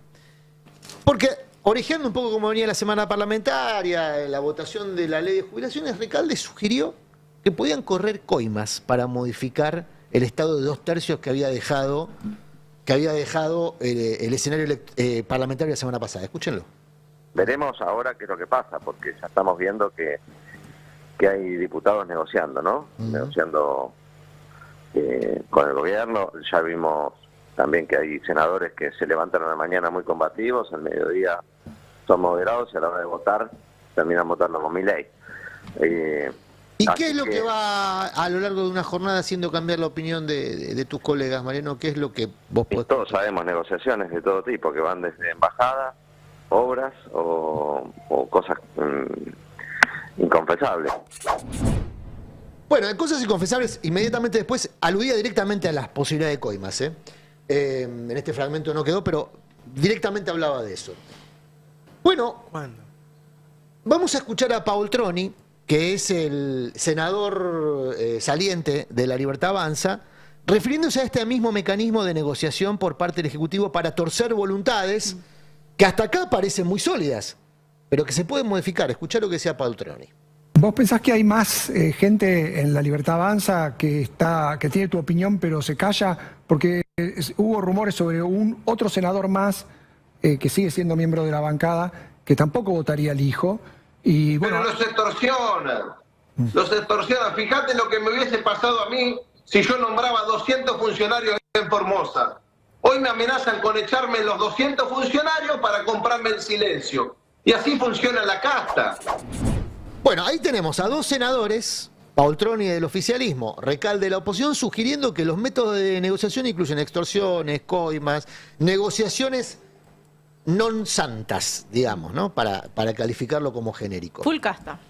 Full casta diría el Milei de Animales Sueltos. Pasado. Que también había hablado de coimas. Que también había hablado de coimas y calificaba de ratas a las personas con las que se reunió el viernes. A mí en off me dijeron que están hablando de mucha guita y que están hablando con radicales en principio. Bueno. Hablando de coimas muy importantes, por arriba de la media.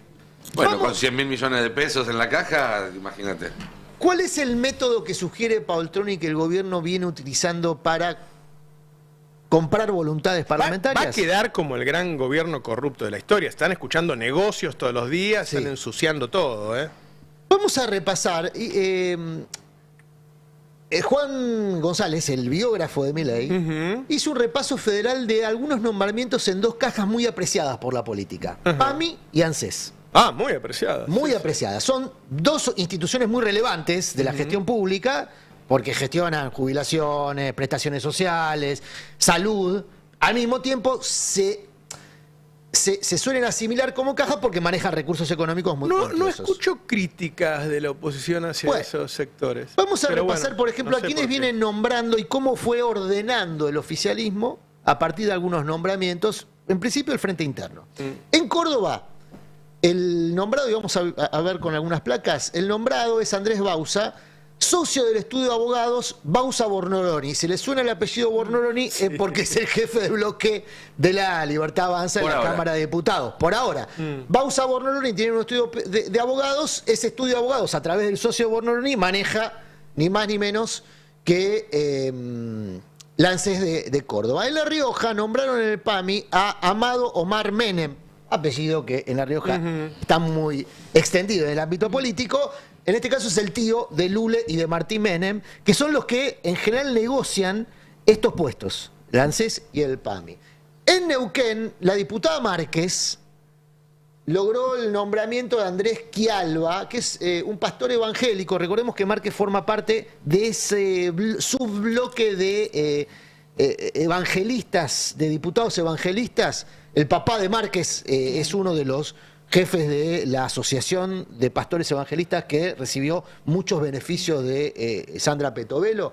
Bueno, Márquez y su papá lograron que otro pastor evangélico de esa misma asociación esté conduciendo la ANSES de Neuquén. En Santa Fe, Mayoraz, que se hizo conocido en estos días por intercambios que tuvo con otros diputados, logró colocar a Miguel Velázquez, hombre de su absolutísima confianza. Con todo esto van alineando a aquellos que se perfilaban como díscolos en el bloque de diputados. Siguen con los nombramientos en PAMI y en ANSES. Con una curiosidad, fíjate, los que voy a nombrar ahora son todos ex candidatos de la Libertad Avanza a gobernador en estos distritos. En Entre Ríos, Sebastián Echeverre se quedó con la ANSES. En Catamarca, Horacio Otro apellido Sí. célebre. Sí, bueno, es de familia con arraigo en la provincia. Es primo del Echeverre. Sí. Bueno, se quedó con la ANSES. Sí, toda gente que se llene la boca hablando en contra de las castas. De la casta, los Menem, los Echeverre, todos en contra de la casta. del Estado. Espectacular. Bueno. Ahora todos administran una caja importante del Estado. Almada en Catamarca se quedó con el PAMI. Todos estos son ex candidatos a gobernadores de la Libertad Avanza. Ramírez en San Juan se quedó con la ANSES.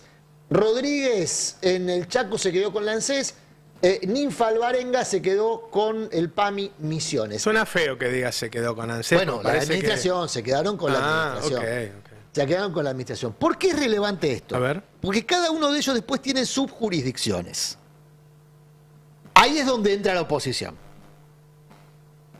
¿Cómo se convenció, dicen en el Parlamento, a Cuadra para que rompiera la armonía peronista en el Senado y acompañara la ley Bases? Con la concesión de oficinas del ANSES y del PAMI en distritos, particularmente en Concordia. Recordemos que Cuadra se queda sin mandato a final de año. Necesariamente va a tener, si quiere seguir en la vida política, que uno imagina que quiere seguir en la vida política y él ya está haciendo campaña para ser intendente. Imagínate que si vos sos candidato a intendente y tenés el manejo del ANSES y del PAMI de tu jurisdicción. Vos decís que te sirve una cajita, sería una. No es una caja solamente, Es la territorialidad. Es la territorialidad, porque vos ahí con ANSES y con PAMI, por ejemplo, tenés direcciones a las cuales ir a militar puerta a puerta. Conceder alguna rapidez mayor en algún beneficio. Son las agencias del Estado con mayor capilaridad en territorio. Eso todo hablando de... Y la caja. Claro, hablando de un manejo transparente de los recursos, sin hablar de qué ocurriría si no se maneja con transparencia. Bueno, en el caso de Cuadra es arquetípico porque es lo que sugiere Mariano Recalde, que hay opositores que de cara a la campaña que ya viene, están negociando este tipo de posicionamientos jurisdiccionales. Ya no la caja grande, la de la provincia, que ya fue distribuida a aquellos que habían hecho un aporte económico para solventar la Libertad Avanza y la campaña de Milei, y cobraron, el caso de los candidatos a gobernadores, por ejemplo, que hicieron un aporte importante, otros hicieron un aporte menor, $50.000 se decía que costaba un puesto en la lista de diputados. Se decía, lo decían ellos mismos, digamos. Paveltroni habló de 2 campos, ¿no? Tuve que vender 2 campos para bancar la campaña, dijo la semana pasada en una entrevista. Y no lo decía en tono altruista, Decía, chicos, esto de vuelto no es en caramelos, digamos, ¿no? Ahora, ¿por qué es importante el hecho de que estas negociaciones se den a la vuelta de la esquina de las elecciones? ¿Y por qué es importante seguir con atención lo que dijo Recalde y lo que dijo Paltroni? Porque habla de un gobierno dispuesto a usar los mecanismos más cloacales de la gestión política. Pero claro. Como hay mucha gente que cree que Milei representa algo distinto, me parece que es valioso al menos exhibirlo. Y exhibirlo con tono negativo, no para estar de acuerdo con el viejo Milei.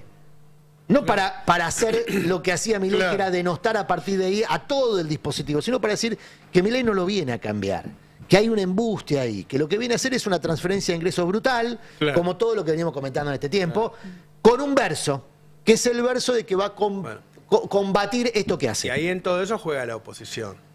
Bueno, y ahí la oposición que concede, convengamos que la oposición también conoce este mecanismo, casi como quien lo gestó. Están discutiendo ahora, son tuyos, no son tuyos.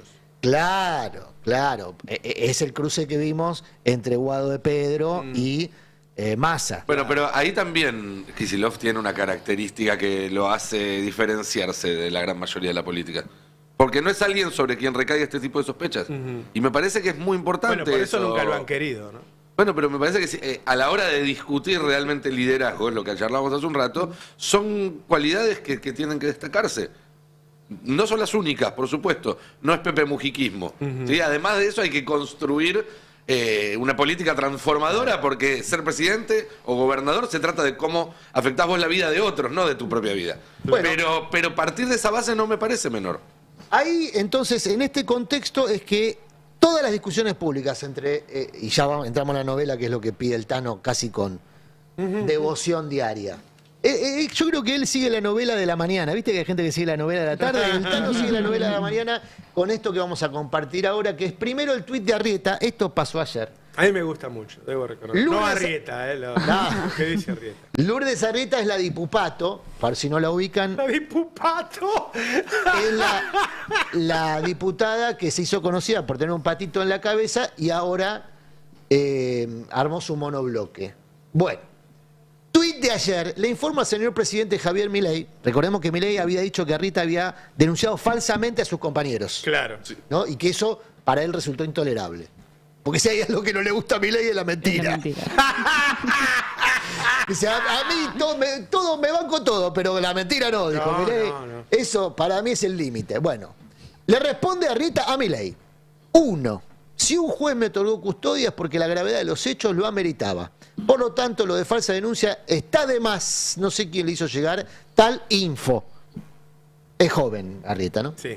Bueno. 2. Me fui del bloque, no me expulsaron, para que usted no siga pagando el costo político que se le va, que se le van diputados. Existe un verticalismo nefasto en la Libertad Avanza y como liberal no lo pienso tolerar. Seguiré alzando mi voz aún más alto y defendiendo mis valores.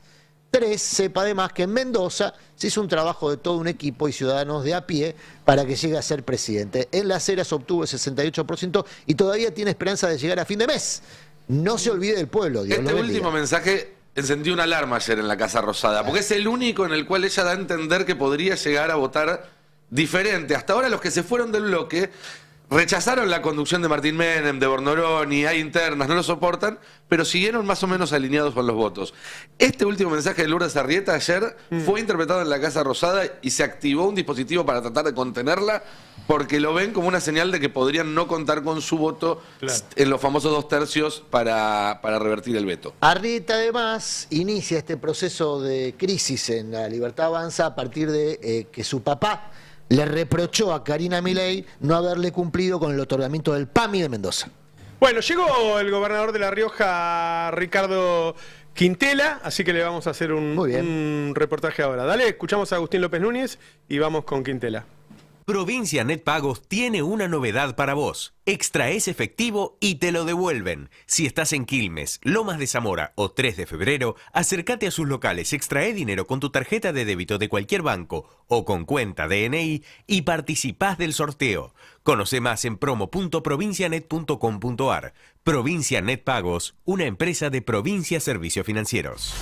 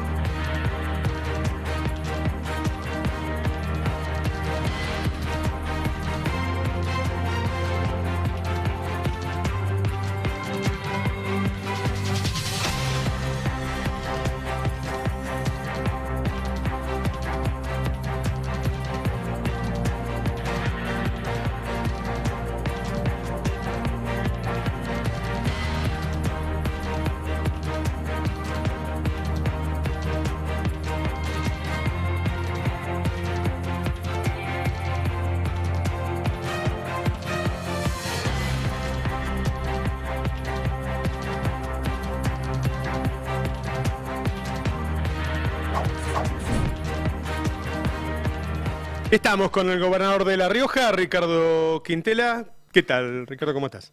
¿Cómo estás, Roberto? Un gusto.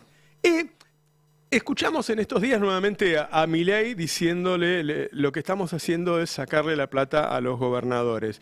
Y el tema es, ¿se lo saca a los gobernadores o se lo saca a la provincia? ¿Qué daño le hace a los que viven en su provincia estos fondos que le está restando Milei, ¿no? Bueno, lo más grave es que le saca la plata a los jubilados. Es lo más grave, digamos, ¿no? Y la verdad que las provincias estamos todas, digamos, con serias dificultades, donde se ralentizaron todas las obras que teníamos en ejecución. Naturalmente todo lo que se firmó, todavía las provincias, por lo menos la provincia nuestra, no recibe un solo peso de todo lo que firmamos, tanto en el tema de las obras viales, que decidieron unilateralmente cuáles son las obras que iban a acompañar, supuestamente, no la firmamos hace un mes y medio, todavía no se concretó absolutamente nada, y con respecto a las viviendas pasó algo similar, pero tengo entendido que en todos los gobernadores pasa exactamente lo mismo, digamos, más allá de los compromisos políticos que han asumido algunos de ellos, no hay tampoco respuesta financiera para las provincias. Y la verdad que eso genera dificultades, no solamente por la ralentización de las obras, sino básicamente también porque la calidad prestacional de los distintos servicios se deteriora, porque obviamente no tenés para la reposición de medicamentos en el sistema sanitario, las ambulancias que tienen que entrar al taller, digamos, tenemos dificultades financieras para poder cumplir con los compromisos que se adquieren por eso, el tema de los salarios de los trabajadores de la salud, trabajadores de la educación, los trabajadores de la seguridad, el tema de los móviles, todo eso, digamos, obviamente se va deteriorando paulatinamente la calidad prestacional de los distintos servicios, y eso nos aflige sobremanera, ¿no? ¿Y cómo está funcionando el Chacho?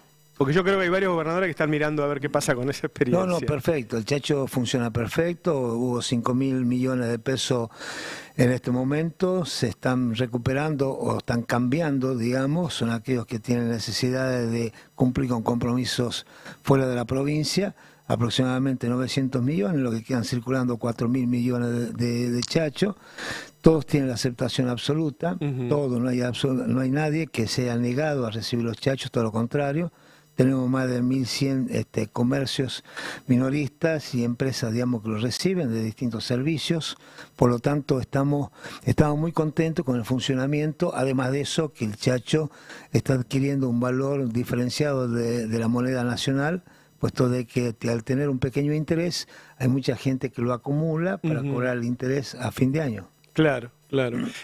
Hablábamos recién en la mesa de cierta orfandad de la población, que ve cómo lo agrede Milei, cómo le vacía los bolsillos, y por ahí espera una reacción más fuerte de la oposición. ¿Qué está pasando con la oposición? Yo creo que la oposición, por lo menos del peronismo, está en un proceso de reorganización. Creo que estamos acumulando organización, propiciando, digamos, un fuerte debate que conlleva una autocrítica, digamos, de qué es lo que hicimos mal, pero estoy absolutamente convencido de que no es con el peronismo únicamente, sino con todo un sistema político que no supo dar respuesta a la sociedad argentina, puesto que a todo el sistema político lo castigó, no solamente el peronismo, sino el PRO, la Unión Cívica Radical, a la izquierda, etcétera, salvo quedó esta propuesta disruptiva que encabeza este señor y que se llevó, digamos, la adhesión de la mayoría de los argentinos para conducir los destinos del país, que lo está destruyendo absolutamente, ¿no?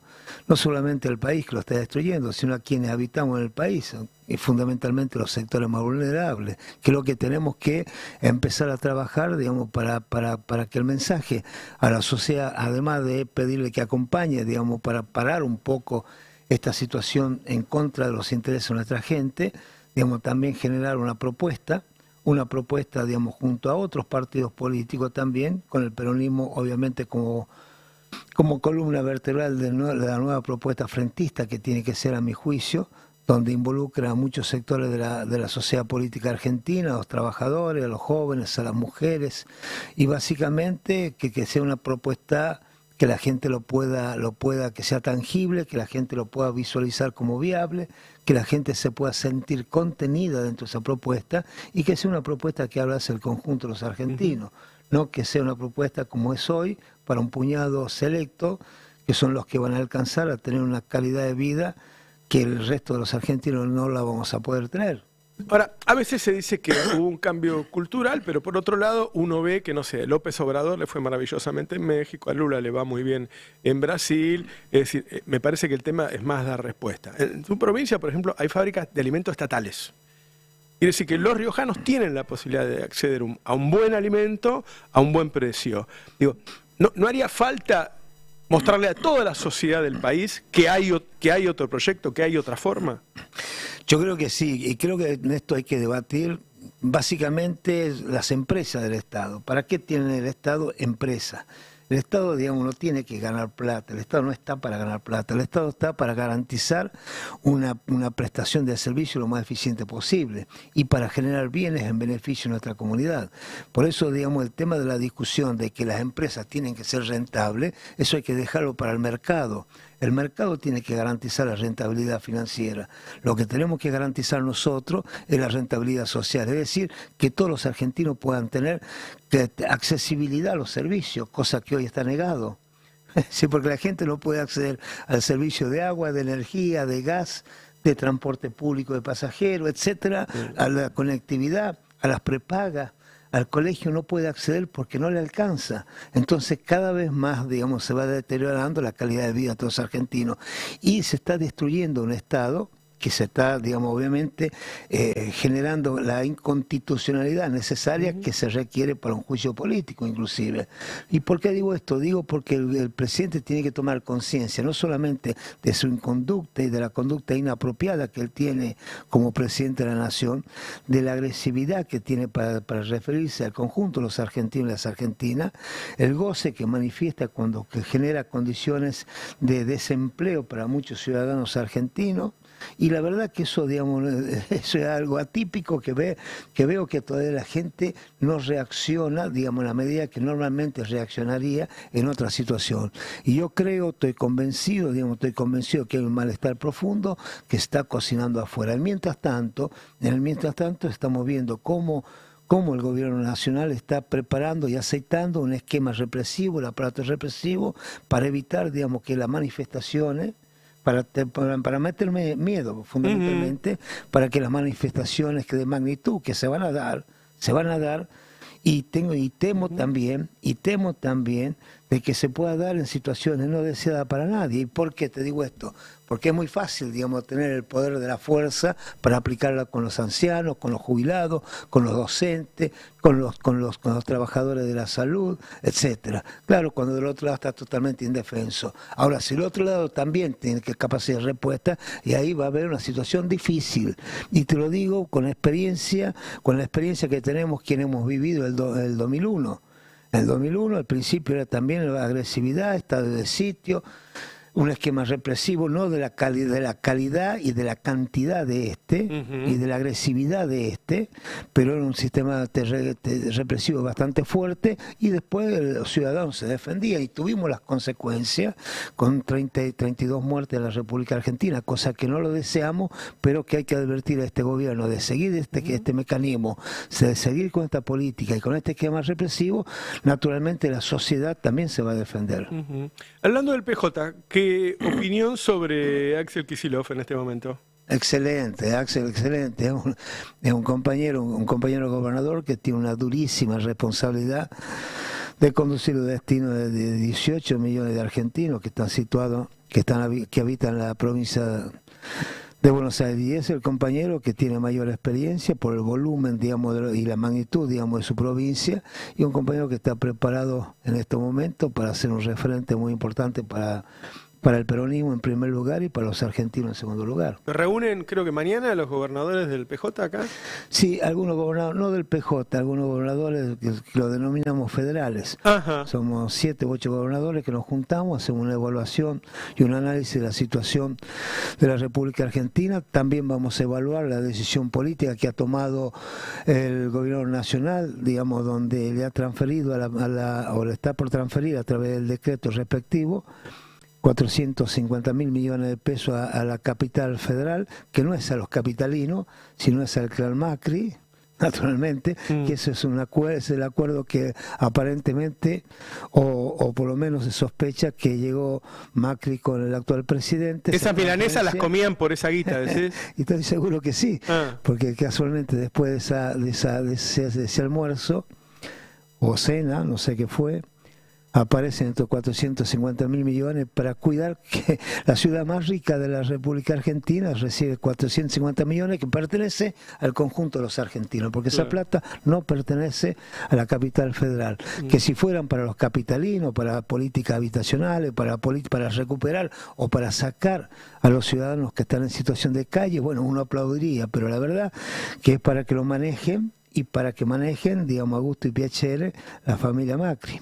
Así que ustedes van a hablar de cómo se puede modificar eso, que ese dinero no se le dé. No, vamos a ver, esto ya está implementado, pero le quitamos 300.000 millones a los 7 millones de jubilados y le damos a 2 personas 450.000 millones de pesos. Es una incongruencia difícil de explicar. Claro. ¿Qué pasa con la renovación, luego de lo que pasó con Alberto? Digo, ¿se va a renovar la presidencia del PJ? ¿Cómo viene todo eso? Bueno, tenemos elecciones que se convocaron para el 17 de noviembre. Nosotros estamos trabajando, hay una vocación, digamos, de querer ejercer la responsabilidad de conducir los destinos del PJ, junto con un grupo importante de compañeros, entre ellos gobernadores, diputados nacionales, senadores, dirigentes políticos, dirigentes sociales, fundamentalmente trabajadores, jóvenes, grupos de jóvenes y no tan jóvenes, adolescentes y jóvenes de entre 30 a 40 años que manifestaron, digamos, una preparación y una capacidad demostrable como para poder aportar al debate y a la discusión y al proyecto de país que le queremos presentar a la sociedad. El proyecto de poder está, tenemos que tener la capacidad de poder seducir primero a nuestro futuro sociopolítico, que podamos constituir un frente importante para enfrentar primero esta situación difícil por la que atraviesa el país, ponerle un freno a esta voracidad y a este debosque del presidente de la Nación junto a su equipo, que todo lo que están haciendo obviamente es trabajar para un grupo selecto y que concentre, y lo dicen claramente, estamos haciendo el ajuste para que ustedes se llenen los bolsillos, le dicen a los grandes concentradores de la riqueza. Por lo tanto, creo que esto hay que ponerle un fin, y si él no tiene la voluntad política de gobernar para el conjunto de los argentinos, tiene que hacer un paso al costado. Esto es así de simple. Y si no, la sociedad argentina tiene que actuar en defensa de sus propios intereses, en defensa del alimento de sus hijos, de la educación de nuestros hijos y de la salud de nuestros hijos, básicamente en defensa de nosotros mismos. Es todo eso que has hecho desde antes y después a partir de la Constitución, digo, las empresas del Estado, la garantía de que la gente no le corten la luz, ni el gas, ni el agua, la garantía de que la gente tenga internet.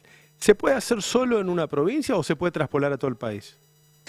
No me arriesgo a decirme que se puede traspolar de la misma manera en todo el país. Creo que el camino hay que marcarlo en ese sentido. Cuando vos gobernás un país, una provincia o un municipio, gobernás para generar condiciones de vida distintas en términos positivos para la sociedad. La gente te vota para vivir un poco mejor.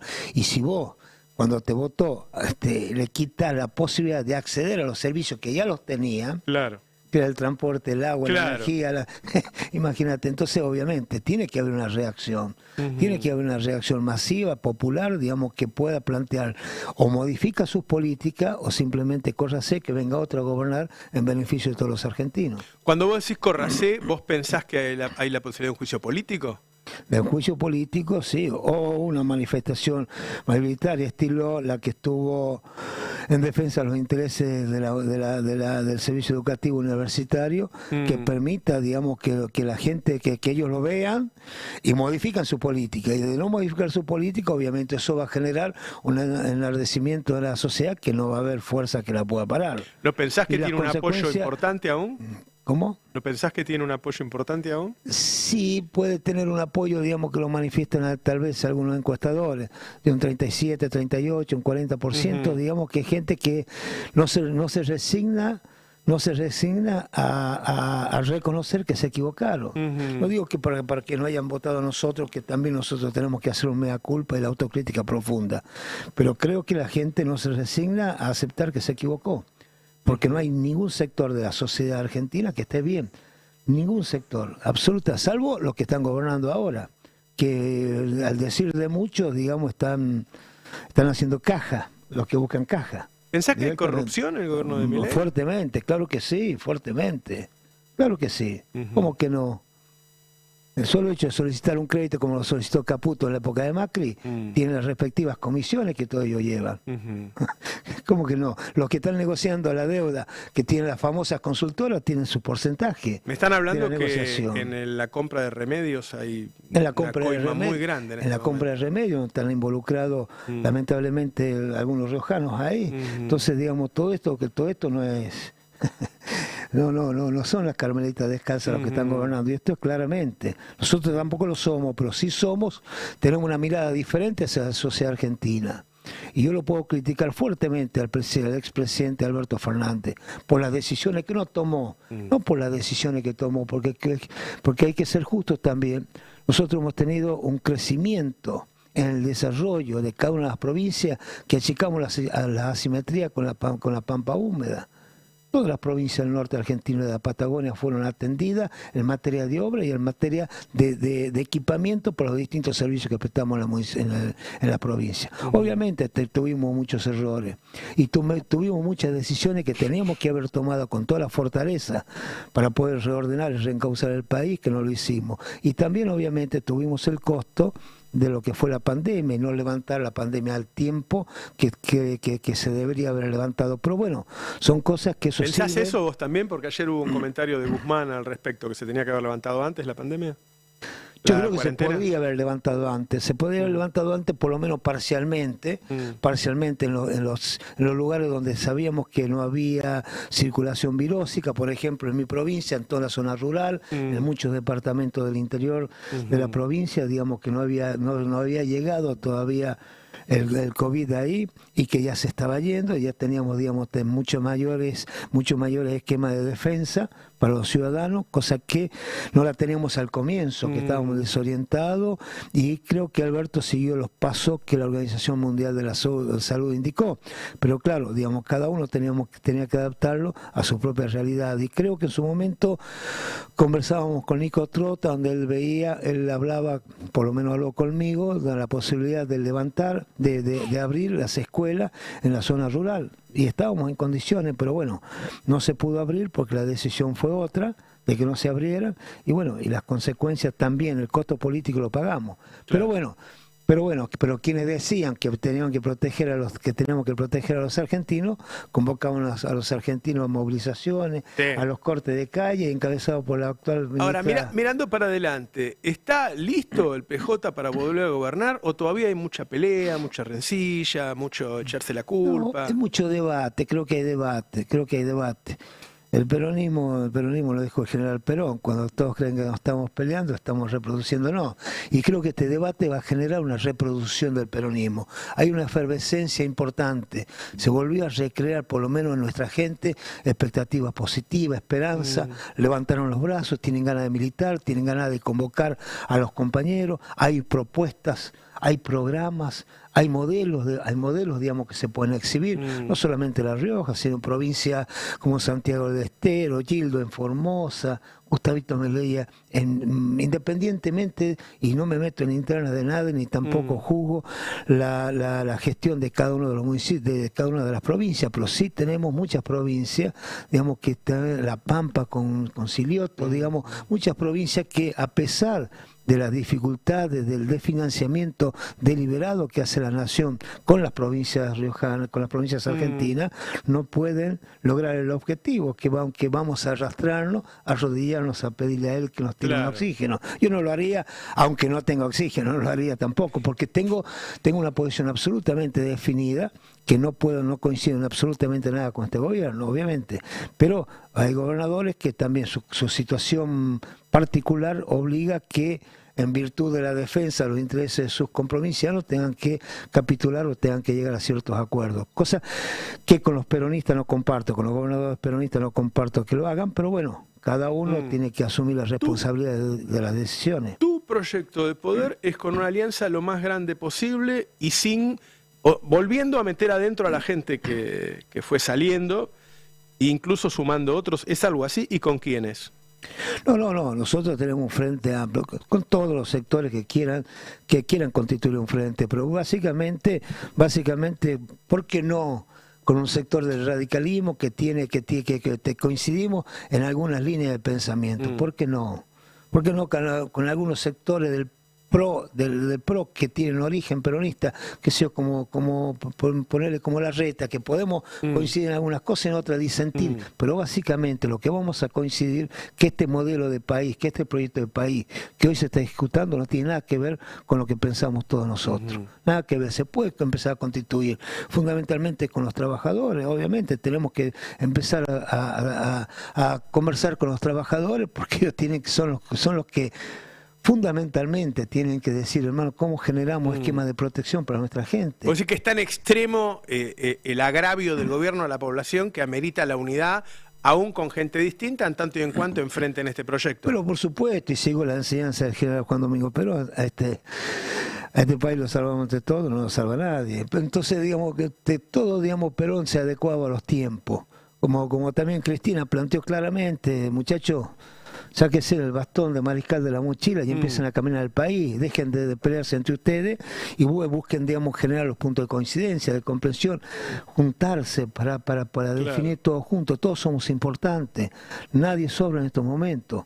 Todos somos importantes para que podamos construir un modelo que sea apetecible y que seduzca a la población argentina.